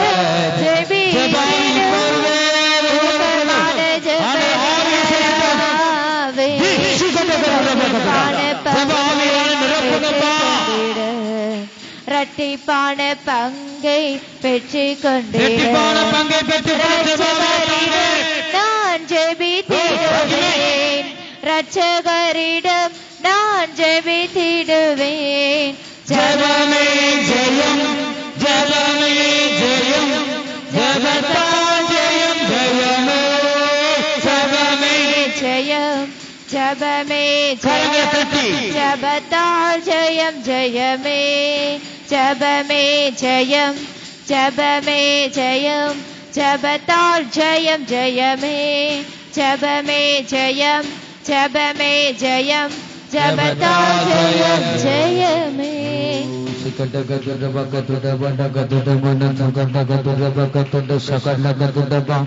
ஹல்லேலூயா. ஸ்தோத்திரம் ஸ்தோத்திரம் ஸ்தோத்திரம் ஸ்தோத்திரம். ஆமென். ஹல்லேலூயா. ஆமென். நாம் ஒவ்வொருவரும் கர்த்தருடைய வார்த்தையை நாம் கேட்டோம். இடைவிடாமல் ஜெபம் பண்ணுங்கள் என்று. எல்லாவற்றையும் ஸ்தோத்திரம் செய்யுங்கள். சின்ன சின்ன காரியமா இருக்கலாம், தேவன் எனக்கு தந்ததுக்காக ஒவ்வொருவரும் நன்றி செலுத்த வேண்டும். அவரவருக்கு தேவன் செய்த நன்மைகளை நினைத்து நீங்க ஸ்தோத்திரங்களை ஏறெடுக்க வேண்டும். இடைவிடாமல் ஜெபிக்க அந்த அப்படிப்பட்ட கிருபையை தாங்க என்று நீ கேட்பாயா? அல்லேலூயா. அதை விட்டு மனுஷரிடம் உன் காரியத்தை நீ தெரியப்படுத்தினால் நீ தலை குனிந்து போய் விடுவாய், நீ வெட்கப்பட்டு போய் விடுவாய். நீ தேவனிடம் நீ தெரியப்படுத்து. அந்த வானத்தை இந்த பூமியை சிருஷ்டித்த தேவன் எவ்வளவு பெரிய தேவன், நம்மளை போற மனுஷரிடம் நீ தெரியப்படுத்திக் கொண்டிருக்கிறாயா? ஒருபோதும் அது வேண்டாம். நீ தேவனிடம் உன் காரியத்தை, உன் விண்ணப்பத்தை நீ அவருக்கு தெரியப்படுத்து. ஸ்தோத்திரத்தோடு கூடிய விண்ணப்பங்களை தேவனுக்கு தெரியப்படுத்தும் போது அப்பொழுது தேவ சமாதானம் உனக்குள்ள ஆளுகை செய்யும். நீ தலை நிமிர்ந்து நீ நடப்பாய். அல்லேலூயா. தேவ சமூகத்துல இந்த நேரத்தை நீங்க பிரயோஜனப்படுத்திக் கொள்ளுங்க. உங்களுக்காக ஒரு நிமிஷம் கொடுக்கப்படுகிறது, நேரம் இல்ல. அல்லேலூயா. இதுவே ரட்சணிய நாள், இதுவே கிருபையின் காலம். ஒவ்வொருவரும் நம்மை ஒப்பு கொடுப்போமா? கர்த்தாவே ஸ்தோத்திரம் ஆண்டவரே, உமக்கு நான் அந்த வேளையில தெரியப்படுத்துறேன் ஆண்டவரே. அவர்தான் நம்மை விடுவிக்கிற தேவன், அவரே நமக்கு நன்மை செய்கிற தேவன், அவரே நமக்கு சமாதான பிரபு. அல்லேலூயா. அவருடைய ராஜ்யத்தையும் அவருடைய நீதியின் தேடுங்கள், அப்பொழுது இவைகள் எல்லாம் உங்களுக்கு கூட கொடுக்கப்படும். சபை கூடி வருதல் வந்து ஒரு தேவனுடைய நீதியாயிருக்கு. அதை நாம் வந்து அதை நிறைவேற்றிக் கொண்டிருக்கிறோம். நமக்கு வேண்டியவைகளை அவர் இப்பொழுது தருவார். ஒவ்வொருவரும் நாம் அவர் கொடுக்கிற நன்மையை நாம் பற்றிக் கொள்வோமாக. இயேசுவே ஸ்தோத்திரம் ஆண்டவரே. ஒருவராக பெருமையா போகக்கூடாது ஆண்டவரே. எனக்குள்ள விசுவாசத்தை தாங்க, உடைய நாமத்தின் மேல் ஒரு நம்பிக்கை எனக்குள்ள வரட்டும். உடைய வார்த்தையை நான் விசுவாசிக்க எனக்குள்ள இருக்க அவிசுவாசம் நீங்கட்டும். விசுவாசத்தை தாங்க என்று நீ கேட்பாயா? ஓ சுக்கட்ட கட்டுற பக்கத்துடா. ஹல்லேலூயா, ஹல்லேலூயா. மகிமை, மகிமை. விசுவாசம் இல்லாமல் தேவனுக்கு பிரியமாய் இருப்பது கூடாத காரியம். ஹல்லேலூயா, ஹல்லேலூயா, ஹல்லேலூயா. ஒப்பு கொடுங்க. ஆவி, ஆத்மா, சரீரத்தை ஆண்டவர் ஒப்பு கொடுங்க. உங்களுக்குள்ள இருக்கிற கிரியைகள் அகன்று போகட்டும். ஆண்டவரே, என்னை நீங்க நேசிக்கிறீங்க, என் மேல் நீங்க அன்பா இருக்கீங்க, அது போதும் அப்பா. ஹல்லேலூயா. எனக்குள்ள வந்து பயங்கரமான காரியங்களை செய்யுங்க, எனக்குள்ள இருந்து செய்யுங்க என்று நீ சொல்லு. சுக்கட்ட கட்டுற பக்கத்துடா. ஹல்லேலூயா, ஹல்லேலூயா. ஆமென், ஆமென், ஆமென், ஆமென். சுக்கட்ட கட்டுற பக்கத்துடா. ஹல்லேலூயா. ஆமென். ஜெப ஆவி, ஜெப ஆவி, ஜெப தீபம், ஜெப சிந்தை இப்போது ஒருவேளும் கர்த்தாவே ஊற்றுவீராக. ஜெப ஆவி இப்பொழுது உருவாகட்டும். சுக்கட்டக்கத்துடா. என் தேவனை, என் ராஜாவே. ஹல்லேலூயா. இப்பொழுது ஜெப ஆவியை ஊற்றுங்க. சுக்கட்டக்கத்துடா.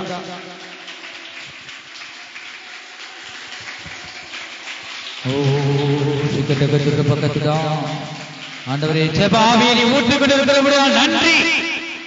என் தேவனை, என் ராஜாவே, இயேசுவே, என் தேவனே, பரிசுத்த ஆவியானவரே, ஜெப ஆவி இப்பொழுது நீ ஊற்றிக் கொண்டிருக்கிறபடியால் நன்றி. ஹல்லேலூயா.